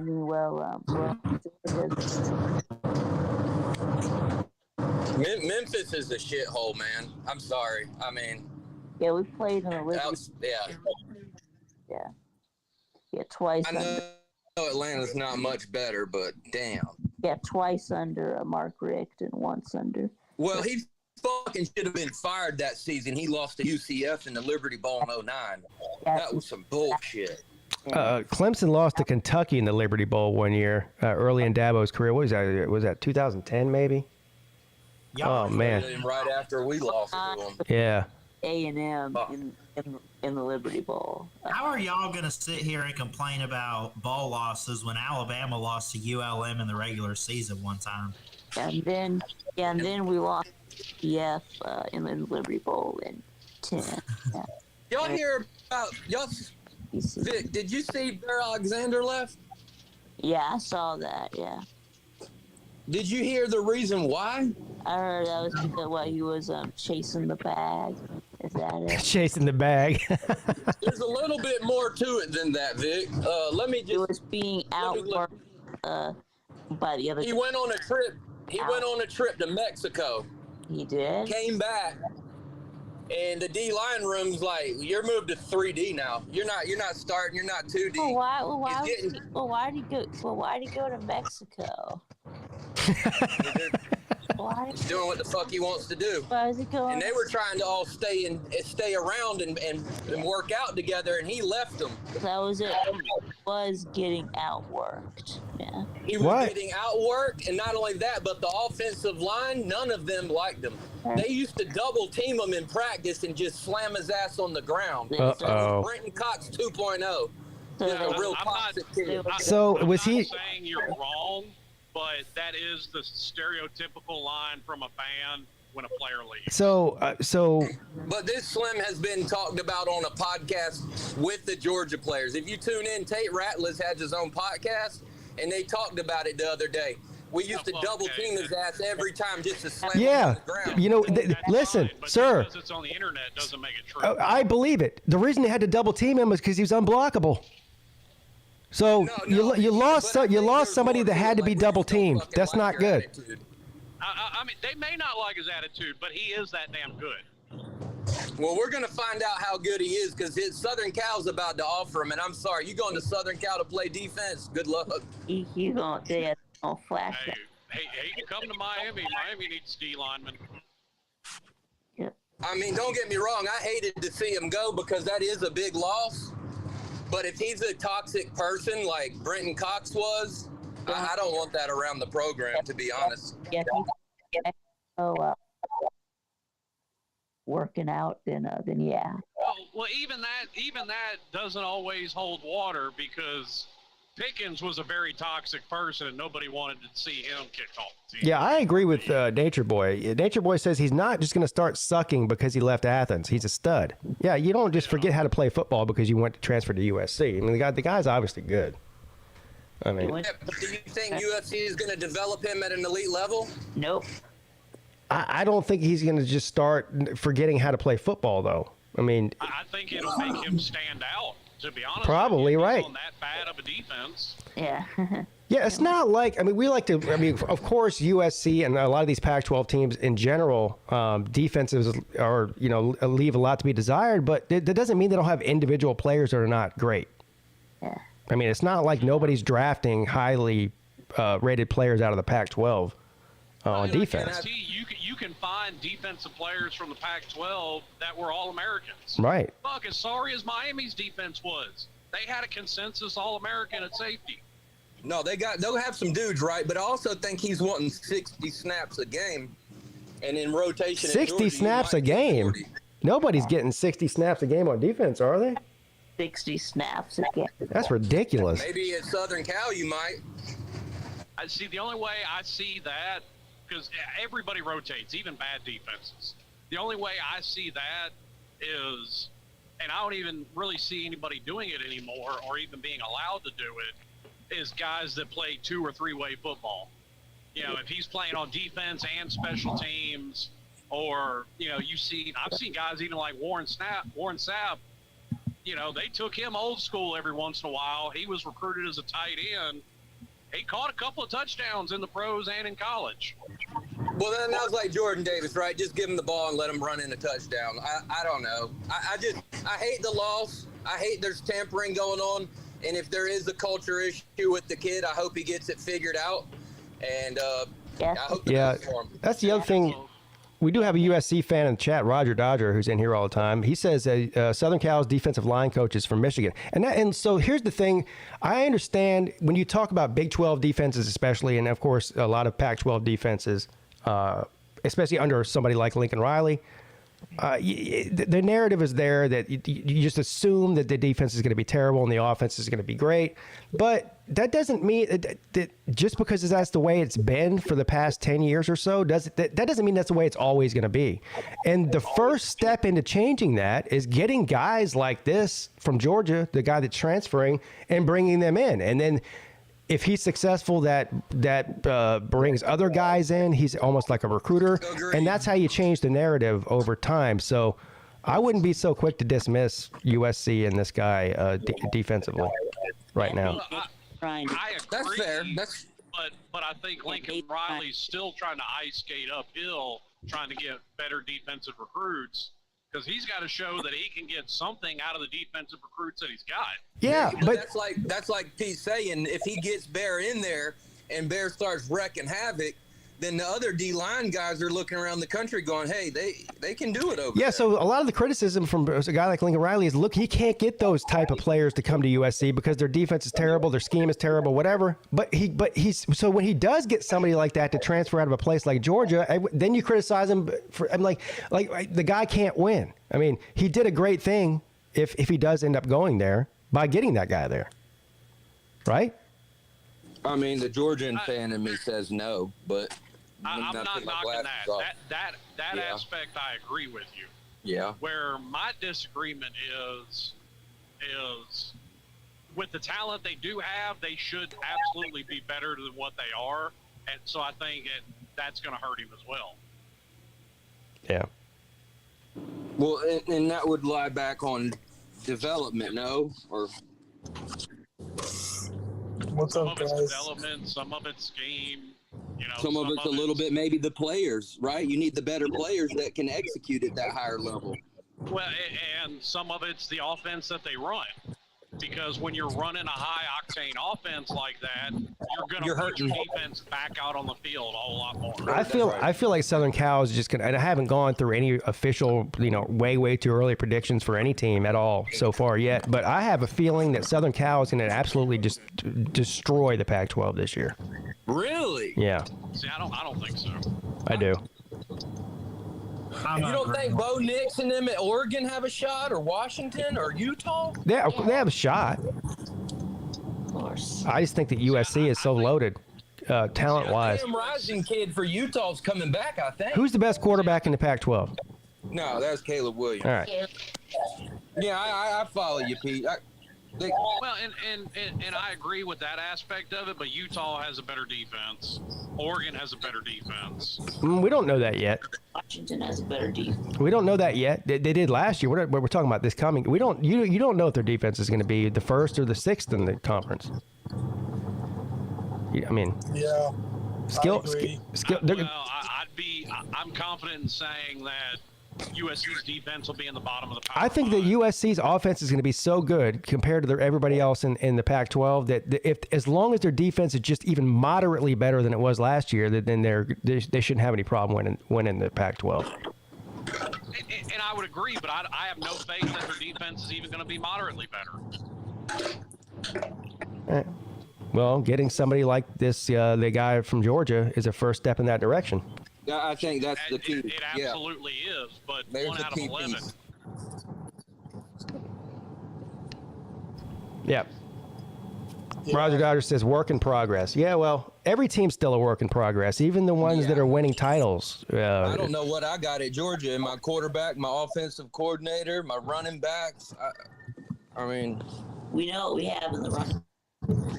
Well, they haven't had a 5-star running back, Vic, or a 1,000-yard rusher since like 2019. You're right. That's interesting. Paxton says Utah 0-2 to start. They have to play Florida and Baylor their first 2 games. Wow, that's a hell of a opening. Utah will beat Florida, sir. Please stop the cap. Billy Napier might be on. He might be done. That game's in Utah, isn't it? Yeah, it's at Utah. Yeah. Florida never plays outside of the South. Right. Here's the saving grace for Billy Napier, and I don't know how long it'll last. But he's still out recruiting Mike Norvell. Oh, wow. As high as everybody now, is on let's FSU, be honest. FSU is sucking Heinz hit in the state of Florida. Hold on, let's be honest, because Mullen had a top 10 class, and then that season that they were a bust, that whole class left. So if Florida doesn't produce on the field this year, those guys are gone. That is true. I'm sure some of them will. And I'm not buying into White Tonto until they can prove that they can win the ACC. Until then, that's Clemson's league. Yeah, we talked about that a lot last night on the ACC show. And if anybody thinks Dabo's done, y'all sound crazy. That's like saying Saban's just done. Well, nobody really thinks that. Look, the people that say that out of anger. Nobody really believes jealous. that. They don't have Dabo. Right. Yeah, that's a better word. I said anger, more jealousy. You're right. Yeah, I tell you what, there's Saban certain teams I do not want to play, and that one of Saban them's is Clemson slipping. and one of them's Alabama. Yes, he is. Yes, we do know that. Saban is slipping, Yes. and where I'll say that they're right about Saban is you're seeing a less disciplined Alabama team than you've ever seen under Nick Saban. There you go. Right. And I think, and then Dabo slipped a little bit, but he's climbing. But he just went and got the best offensive coordinator in the game, Vic. And he's making moves. That was a power move. Yeah, it's funny. It seems to have. Yeah, I said this before it happened. I said it immediately after it happened. Is that Dabo Swinney clearly realized that he made a mistake in the hiring, and I had a feeling that was going to, before as soon as he promoted Streeter, I was on there going, I don't like it. It seems to me like you should have had a bigger search. It's Clemson's in a very unique position to go out and be able to recruit nationally some big time names, and they didn't do that. After one season, just one season, he fires him and goes out and gets Riley. That's his buddy. That's right. what worries me with Kirby and Bobo. You made a mistake. And he fixed it. Owned up. He very easily could have just gone on. The guy's making almost $12 million a year, and said, "Look, it was Streeter's first season. We had a lot of transit." He could have made him a million different excuses for the problems on the offense, but he didn't. Right. Yeah, and also benching the ukulele was also a power move. So it was, he kept defending. DJ and saying he's not some slap. Well, what he says and what he does are two completely different things, because he obviously wants to control the narrative at Clemson, so he'll defend his players and his coaches to the hilt, even if he doesn't like what he's seeing from his coaches and his players. But what he does is action-wise is the opposite of what he says, right?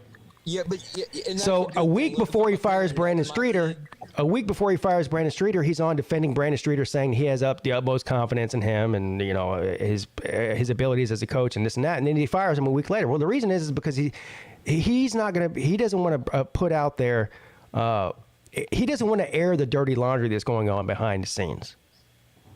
And that's understandable. That's what any good CEO of any company would do, right? You don't want to publicize your internal issues. I think sometimes you have to, though. I got to catch out, you guys. Thanks for having me on. All right, see you later, Visor, man.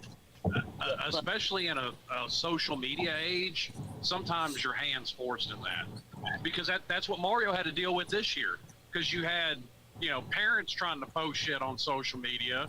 And I think Mario handled it, honestly, in the best way possible. He said, "Hey, listen, none of y'all are forced to be here. If you don't like it, call your parents, come pick you up." There you go. Yeah. Yeah. Yeah, I do think that Dabo, he's definitely trying to control the narrative to at least to a certain degree. But whatever he does as far as making moves in the hiring or firing of coaches, that's the real answer. Forget what he's saying at a press conference. Or the pitching and running off of quarterbacks, man. Yeah. Right. Yeah. Well, I did have some news. You have some news? If you want to hear. Well, Uh-oh. Is it good news or bad news? Sort of, yeah. Oh, sort of good news and bad news? All right, go ahead. So I did book a flight for the softball game and cancel it because I didn't tell my mom when I booked it. So What? Does anybody understand what he just said? He said something about he booked a flight and then canceled it and he had to tell mom or whatever. Well, You booked a flight to the Slob softball game and then you canceled it. Is that what you said? yes, because I didn't tell my mom because I didn't tell my mom ahead of time that I booked the flight beforehand. So you booked the flight without your mom's permission and she found out about it. Yes. Yeah. Basically, what happened is the person not paying for the flight started booking flights. Yeah. Ding, ding, ding, ding, ding. That is correct, sir. Well, I did pay for my own money, with my own money. So. Well. Paid for it with your money.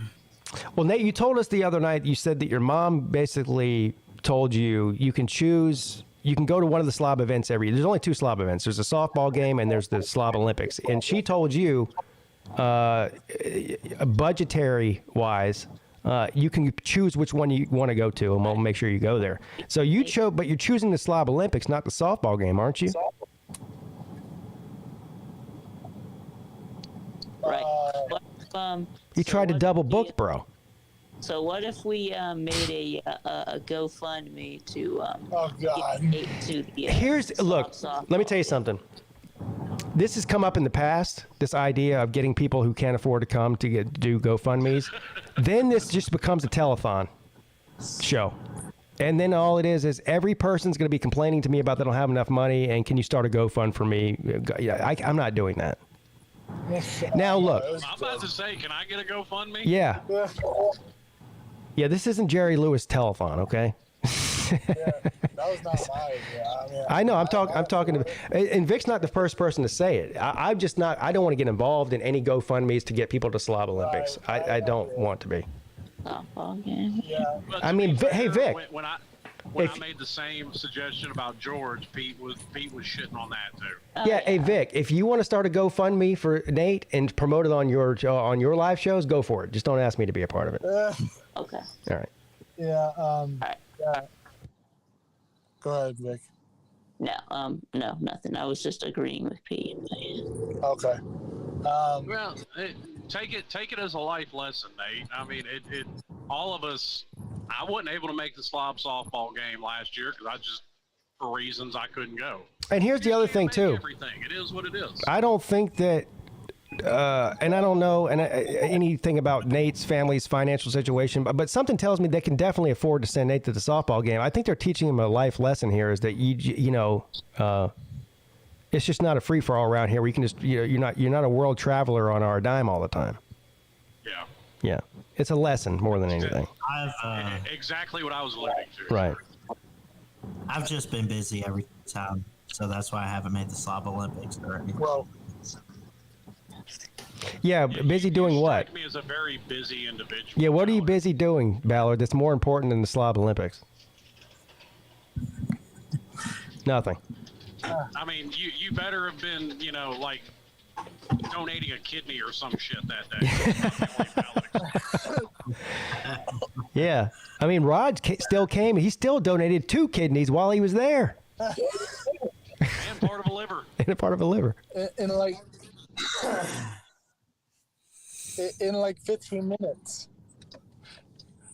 But yeah, I just want to get that out of the way. So, thank you for sharing, Nate.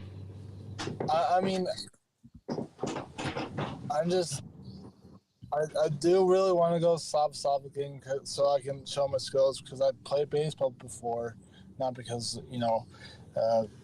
but I know it's because it's about having a good time, like the Slob Olympics, and well, Nate, like Pete said, take it as a lesson, and I'll say this to you and Ballard and Vic, since me and Pete are the two oldest ones here.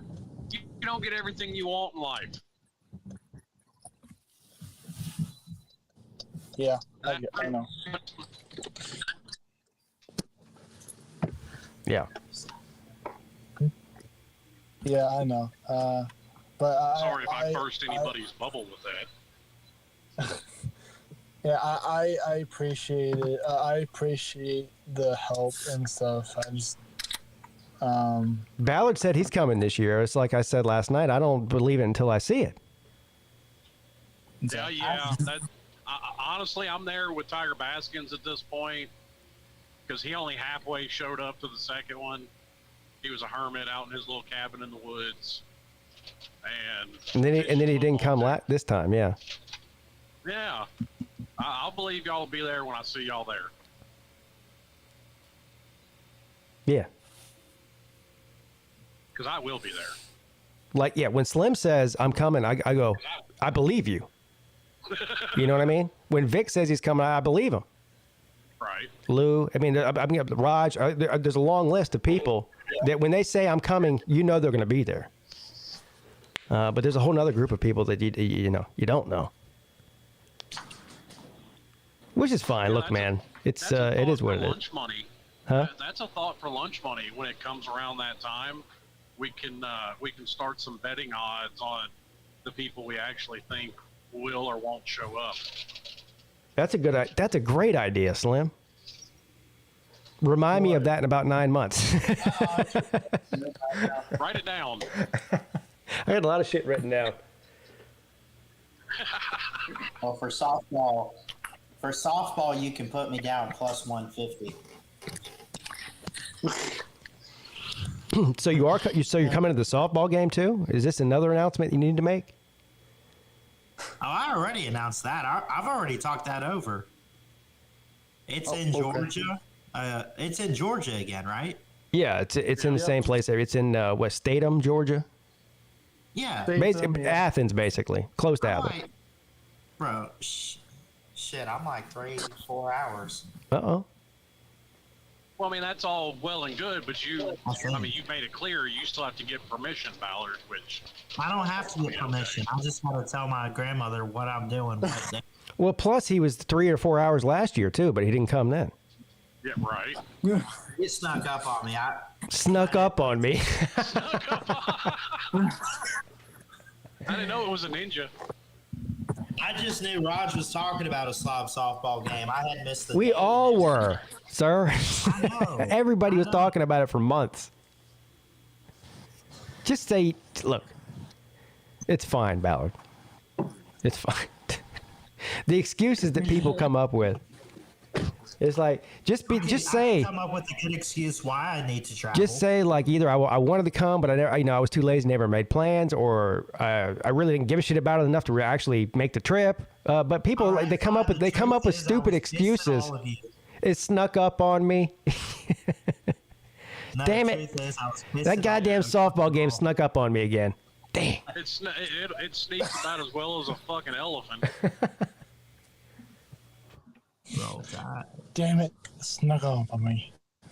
Just kidding. It's like saying Slob Olympics snuck up on you. Like Nate's the opposite of Ballard. Nate's out here like making secret plans to travel behind his parents' back and shit. You know, buying tickets. Meanwhile, I'm the one scared to do that. Yeah. Yeah. And that's why you just walk in there, Ballard. You throw up the finger, go, hey, lady, I'm going here this time. I'll be back when I'm back. And then chuck up the deuces and walk off. What's up, Mr. Duggar Fishing?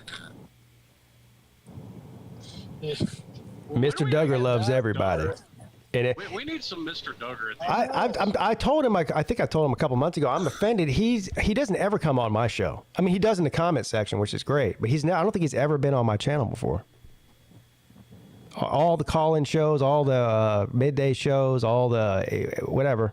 You know, anytime I have anybody on StreamYard, I don't think he's ever come on before. I'm offended that Bobby Durkins won't come hang out with all of us. He'll hang out with Pete, but he won't hang out with the rest of us. Yeah, Pete is a cool dude. My opinion. Cool, bro. Oh shit. Oh, traveling fools. What's up, buddy? So, Ballard, I have to ask you a question. How is it possible that you can say, now you live in Alabama, correct? Yeah. He does. Okay, how do you make a video last night claiming that you're 5 hours away from Panama City Beach? Now, I am. Dude, I mean, you could almost like from Alabama, you could fly to actual Panama in I know. Actual Panama. You just say that you're 4 hours from Athens, Georgia. How in the hell is it possible to be in Alabama? And I mean, Panama City Beach is basically like on the border of Alabama. How is it possible to be in Athens, Georgia in less time than it is to be in Panama City Beach? Explain that to me. I really have to know. Because he has a lot of cousins. What? I'll go ahead and give you the reason. Well, I'll let him answer first, but I'll go ahead and tell you the reason is because he doesn't know what he's talking about. So, there you go. Those, we need to see those Let me get something. screenshots. Yeah. I mean, it just doesn't make sense to me. I don't see how it's possible to be able to drive like. I mean, I haven't looked. I don't know where you live, but I know Alabama is closer to the border of Georgia than Athens is closer to the border of Georgia. Okay, here we go. I got Google Maps pulled up. I bet you're probably only like 2.5 hours from Panama City Beach. 3 hours maybe. From my house to Athens, from where I am to Athens, is 4 hours and 40 minutes. Okay. Yeah. The quickest. All right. From where I am to Panama City, Panama, is 5 hours and 42 minutes. No way. Yeah. Yeah. What? Yes. Well, Ballard, aren't you like somewhere between Tuscaloosa and Between Tuscaloosa and what? Birmingham? Yeah. I'm northern Alabama. I'm past Tuscaloosa and Birmingham. I'm more on the Huntsville side of things. Yeah, So he's on the far end, other end. Yeah. That's why. Okay. Well, traveling fools, looks like you were wrong. I'm asking a question. That's up close to the Tennessee border. He's like up in the corner of Alabama. It sounds like. Yeah, Huntsville. You're within an hour of crossing the Tennessee state line. So are you at Space Camp? Oh yeah. I've been to Huntsville. That's where my grandparents on my mom's side lived. So. Well, I'm middle of nowhere, so.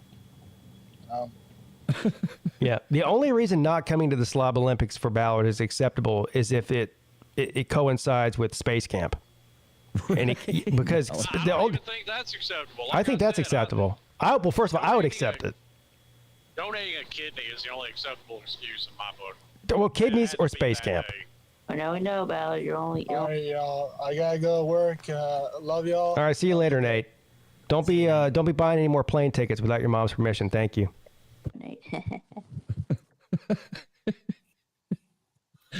Nate's booking plane tickets to do shit. How about that? Ballard is an independent man. Exactly. See, that's the thing. That's what I tried to tell my grandmother the other day. I said, That's what I tried to tell Ballard, you're killing your own case. Listen, okay. I was trying to tell my grandmother how independent I was.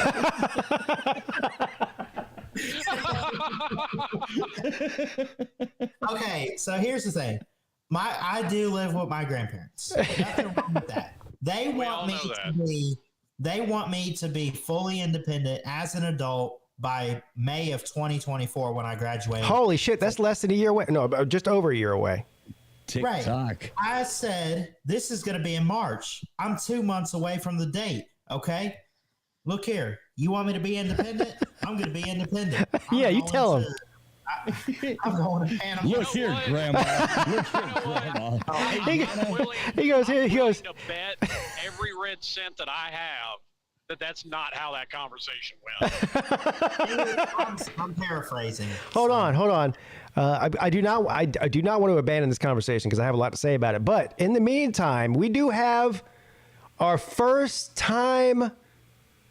I don't want to call him caller, a visitor to the Midday Show. Did you shame Mr. Duggar? Who is this? Greetings, Earthlings.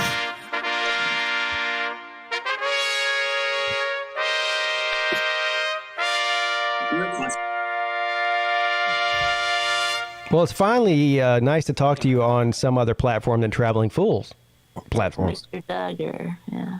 Yeah. That was nowhere near the pomp. How y'all all doing today, man? Mr. Duggar. What's up, Bubs?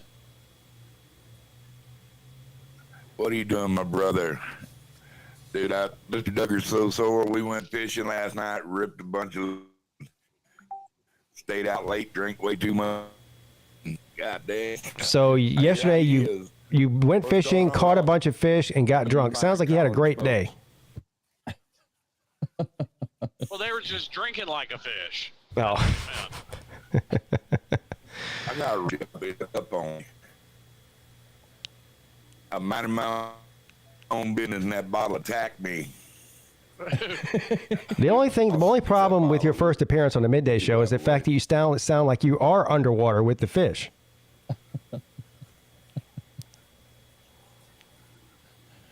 Oh my God! We had a good time last night, man. It was a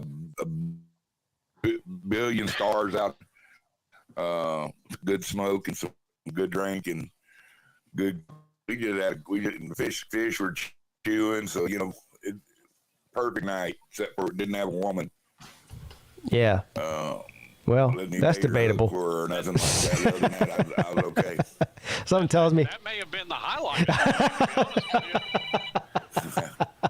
I was about to say, something tells me that, well, anyway, I'm not going to say it, My wife doesn't watch the Midday Show, so I ain't got no problem. Oh, yeah. Neither does Ballard's grandmother. I typically. Hey, neither does mine, Slim.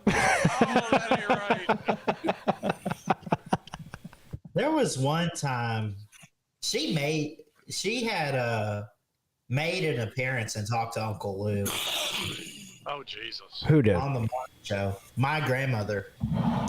I don't remember what was said or which episode of the morning show it was. But there was one morning I was talking to Lou. I was a guest on there. And I don't even remember what we were talking about, but she kind of jumped in and said something to Lou. Yeah, I love talking to people's parents. It was positive, but I would love to talk to your parents or grandparents. Edwards. I really want Edward's dad to come on. There you go. She said stop mistreating Ballard Sports Media. Yeah. Yeah. Now, Edward's mom would be like the ultimate interview. I mean, to get to interview Yenta would be, I mean, like the ultimate interview. I tuned into his show last night for like 20 or 30 minutes. It was wild. It's always wild. I wonder if Edward's mom is ever. Dude, that is a cartoon show. I'm going to tell you that right now. Do you think his mom has ever tuned in to any of his streams? I have the feeling if she did, she wouldn't let him do it. Well, last night did you notice he abruptly ended? Like his mom must have got home or whatever, or yeah, I feel like he's doing it behind her back. Yeah. Stream right this second.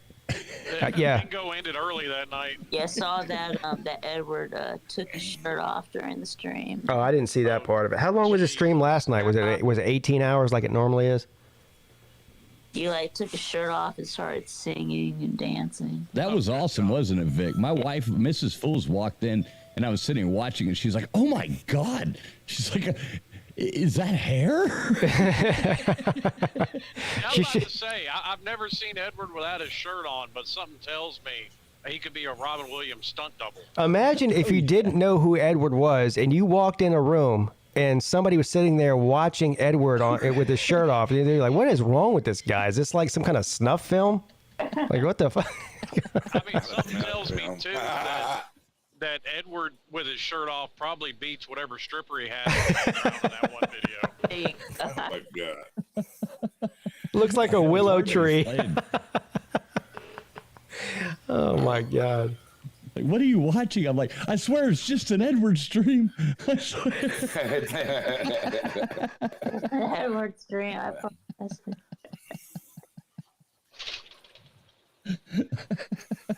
I think Edward's a There genius. is no explanation. It just is. Edward's a genius. We're all just living in his world. Yeah. Yeah. I'm telling you, he's gonna be the next like Jake Paul, like as far as Jake YouTube, Paul. He's gonna be doing like boxing charity events. Yeah. Within a year. How long before Edward has a Cameo account? I thought he was more Springer than myself. Well, no, if you want to go full Springer, you've got to get George on there with him. Yeah, there you go. Yeah, how is that possible? We've never had George on the Edward. Well, here, I'll tell you why. Because George isn't reliable. Edward's at least somewhat reliable. You just never know when George is going to pop up somewhere, and he's not going to commit to anything. That's for sure. No. We got to make that happen, Pete. Next time George I've calls tried in the show- already. I've gone down the road with George, and I dipped my toes in the water. You know what I mean? And I realized really quick that water is way too cold for me to jump into. Yeah, George. Did you ever get George to commit to mailing you that phone and that painting? You don't remember the story with the painting? He actually took that son of a bitch down to UPS shipping. And he claims anyway that he did. And he claims that they told him that they couldn't ship it. It was going to be like $140 and that they couldn't wrap it up or they didn't have a box for it or something. I don't know. The whole thing was bullshit. So I told him just keep it. Well, I remember the painting, but there was also the pirate phone. Yeah. I don't think I ever asked him for the pirate phone. I think I just asked him for the painting. No, I asked for the it was a lamp. It's a pirate The lamp, yeah. I asked for the That's lamp. right. It was a So lamp. send it because you didn't want to pay $140. And I told him that I wouldn't have sent it either. You know, but he claimed that he didn't think it would be that expensive, and I was like, I don't know why you wouldn't think that, especially if you just take it. So imagine George walking downtown Portland at 12 o'clock in the afternoon, carrying around this giant painting of a ballerina. It wasn't even in a box, I don't think. And he walks into getting beat up on a dumpster. I'm gonna say that the disappointing part of that story, Pete, is the fact that you didn't pony up and pay the shipping to get that picture. No, but I didn't have I never had that option. He took it there on his own fruition, and then he came to me after the fact, after he already brought the painting back home and said, "Hey, I tried to send it to you, but it cost $140." I said no. If I would have had some sort of communication with him, and he was like, "It's going to cost this much. Do you still want me to send it?" I probably would have given him the money. Yeah, but I never had that option. And then JC in the chat, he brought up on Edward's show last night. Yeah, he did have to end the first stream because somebody like played a video of suicide on his stream. Oh my god! Played a video of what? That dude cannot catch a break, man. Somebody called in and had like a loop of somebody talking on the phone, and they pulled out a gun and blew their head off. Oh my god! What is wrong with people? God, between the suicide hotline and his 70s porn review. Did you guys see the Lunch Money show the other night when he was on? It was a first. It was a first of anyway, when Edward does his trash talking thing, he throws the trash can. It's kind of like a signature deal at the end. Well, so he did it this time. This is the first time this has ever happened though. So he throws the trash can. And then he walks off screen to pick the trash can up. And then he comes back to where the trash can was. And he gets down on his hands and knees. And he's picking up all the trash that was in the trash can off the floor and putting it back in the trash can. So he normally when he throws it, it's like an empty trash can. He threw a full trash can full of trash across the room. That's commitment. That was great. That is dead-ass commitment there. I say, what are you doing on your hands and knees? He's sitting there picking up trash. I was like, God damn. Oh, Edward's a gem. I mean, listen, I haven't watched all of Edward's streams. I've watched a few, And it really makes me think that they just selectively enforce YouTube guidelines. Oh my God, dude! Yeah, they go off the rail there, buddy. Jim and Ashley, Jim and I don't know where he found Jim and Ashley, but they are like just absolute gold, man. I don't know. I mean, Edward's kind of like if Ernest stumbled onto the dark web. Ernest goes to YouTube. Ernest goes to YouTube. Dude, that's $1 million idea. Oh, man. I'm gonna tell you that right now. Pitch that We shit can on harvest Shark that. Man, fucking Edward's going to be more rich than all of us put together by the end of this thing. I'm telling you. He's the next Jake Paul, man. It's going to happen. Yeah, but I think Edward's smarter than Jake Paul, though. Yeah. Well, I would say so as well. It's like the perfect combination of like Jerry Springer meets Honey Boo Boo meets. Oh, Jesus. Not the Honey Boo Boo. God damn. Yeah, but it's too early for this shit. That's what I say every midday show. I like the midday show. It's fun. Yeah. 7 o'clock here is just hilarious, bro. I mean, I watch Edward there, man. My head starts swelling, about ready to explode. I have to turn him off sometime. Then I'll go back. I get curious. Now what's going on? You know, so it kind of does suck you back in. You know. It's like a train wreck. It's like a cartoon show. I swear to God. You try to look away and you just have to keep looking back. Yeah, I'm telling you, it takes a lot. Stop. It really takes a lot to shock me or surprise me. But every time I tune into Edward's show, it doesn't take more than 30 or 45 seconds before I'm shocked or about something. I'm like, holy, what the hell's going on in here? I always swore I would never make a troll account on YouTube, but I had to do it just for Edward's show because I didn't want anybody to know I was in there. Really, what was your... First aid, you went to the Edward show. What was your troll account called? I can't tell you that, Vic. It would no longer be a troll account if he told you. I know. That would reveal. Yeah. I know of one troll account that he has because he told me about it. One, so. Oh, well, I've seen that. You've used it on my channel for a while now. Yeah, oh yeah, I bring it over and give you that extra thumbs up, man. Yeah, thank you. Dedicated friend. No, dedicated is the people that have 75 troll accounts and hit a thumbs up with all of them. Yeah, like Alan A or Crimson Brave. I was about to say some of them are so dedicated that they basically all of their free time is dedicated to trolling other people, and they have zero talent to make their own show, so they go just troll yours. I mean, is that very different from what I do, though? I run from show to show trolling. No, are you really being serious? Of course, what you do is different. You come on and you're a personality on the air. That's way different than calling somebody from a fake phone number in the middle of the night. Yeah, you're not just... Well, yeah, I'm not doing that. Yeah. Yeah, right. And dropping a quick porn bomb and leave. Yeah, exactly. That's not you, bro. My phone on do not disturb at night. So. Well, I can promise you... But good for you, Vic. I can promise you, if there's a troll account with my name, it's not my wiener they're showing, because I'd be embarrassed. Poor little wiener. I ain't trying to... Sir, I'm married with 3 kids. My days of impressing people are over. To go on do not disturb 11 to 8 a.m. So. Do you get trolled? Do you get phone calls, Vic? Yeah, I used to. But yeah, I mean, yeah. Sometimes I still get troll calls while I'm doing a stream. Yeah. Well, by the time your stream starts, the shift is ended at CVS. Walmart. Oh man. I know Celine would get a bunch of them too.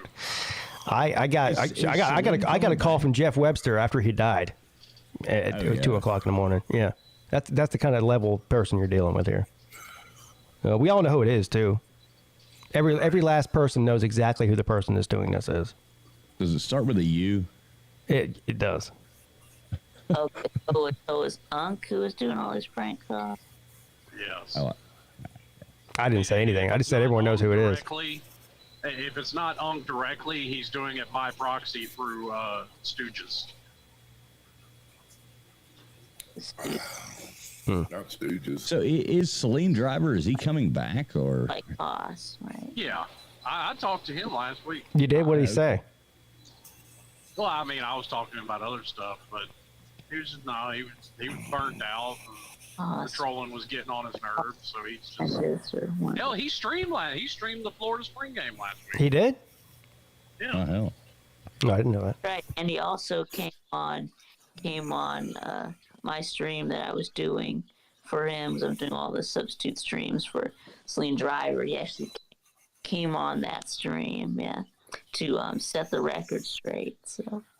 Oh shit, I missed that. I like old Celine. I don't know. I never understand when people do this, when they get mad at somebody. And look, I have no idea what went on between him and I guess between him and Lou is what made Celine mad. I don't know. But I never understand when somebody gets angry. Vanillis did the same thing.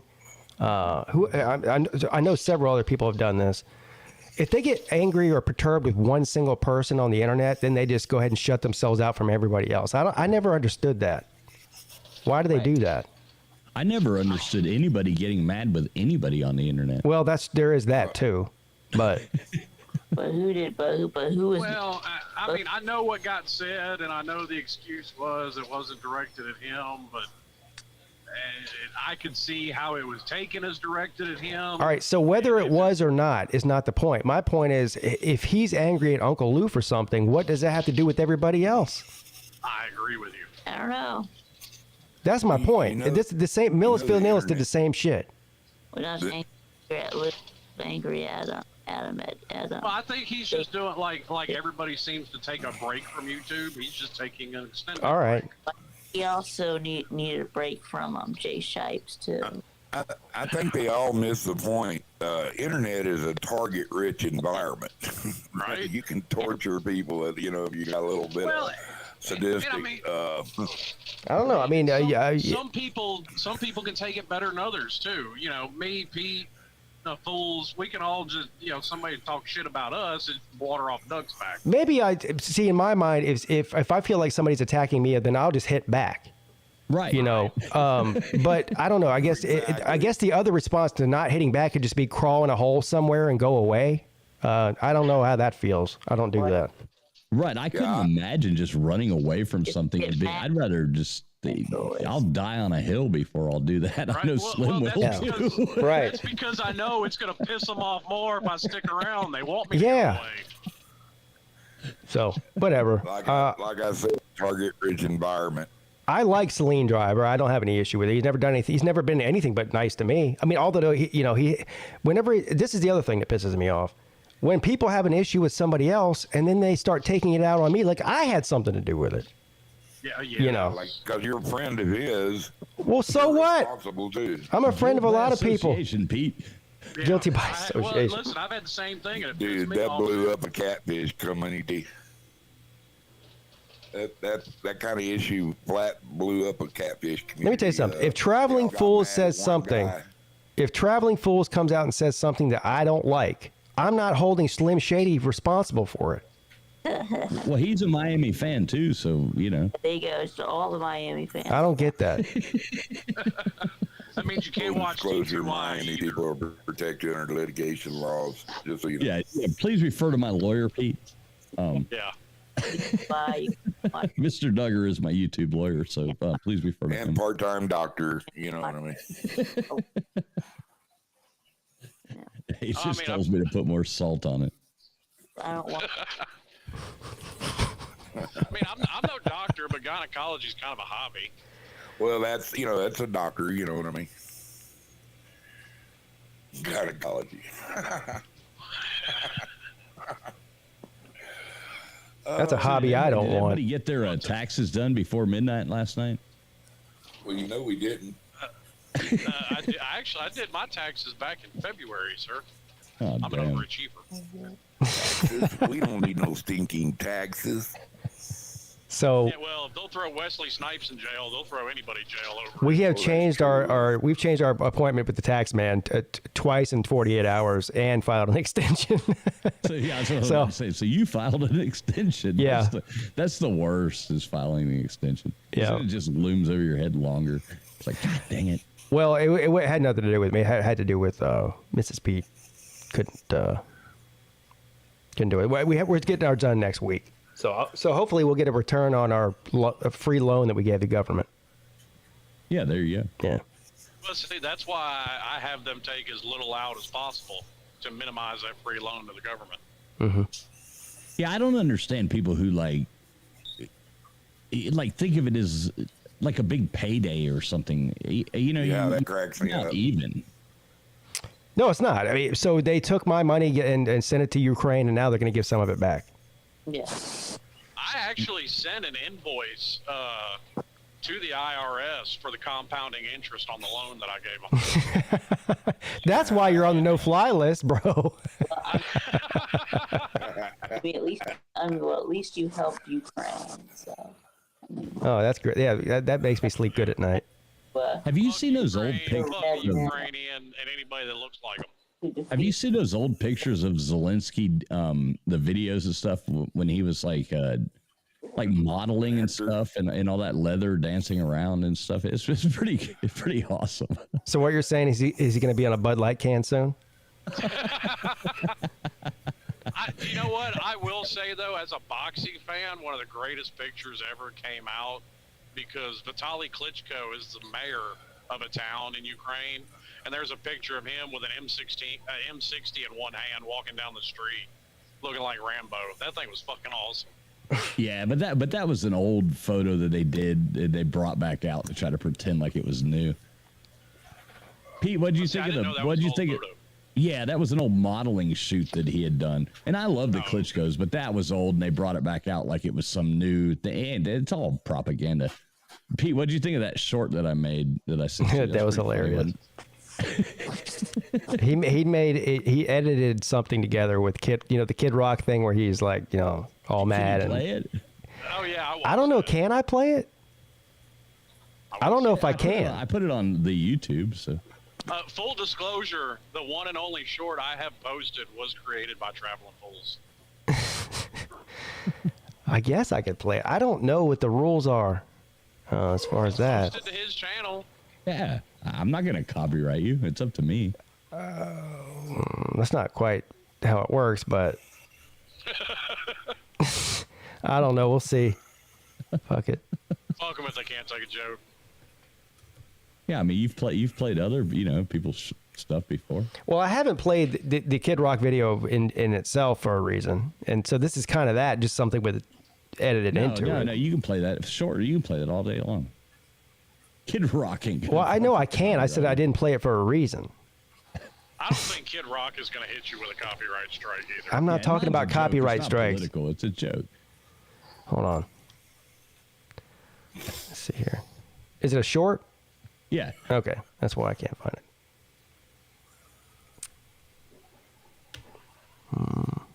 And I thought it was hilarious. It is funny. All right, here you go. Traveling Fools made this video. Of course, everyone's seen the Kid Rock video by now, so then everyone knows what this is about. So here you go. Enjoy. Grandpa's feeling a little frisky today. The chaos here is WWE Hall of Famer, singer,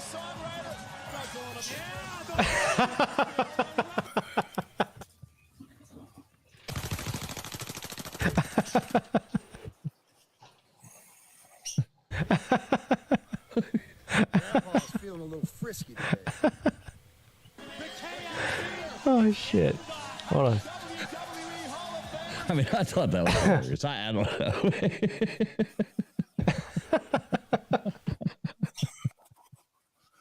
I don't know who that woman was, but that was pretty horrible. That was like, was that like a WWE event or something?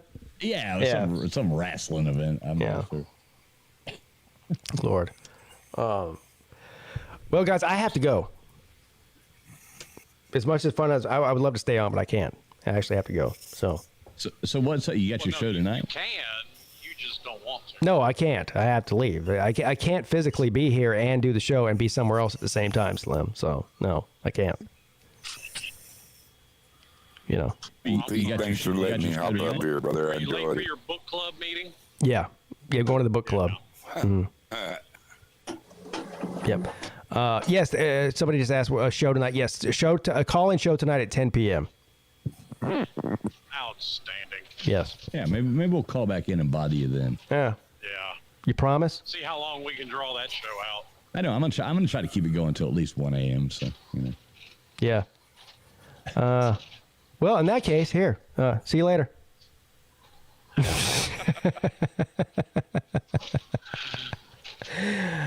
All right. I'll see you guys. Yeah, see you guys later. VicTube, Slim Shady, right, both of you. Appreciate you. Love you. Yep. Talk to you later.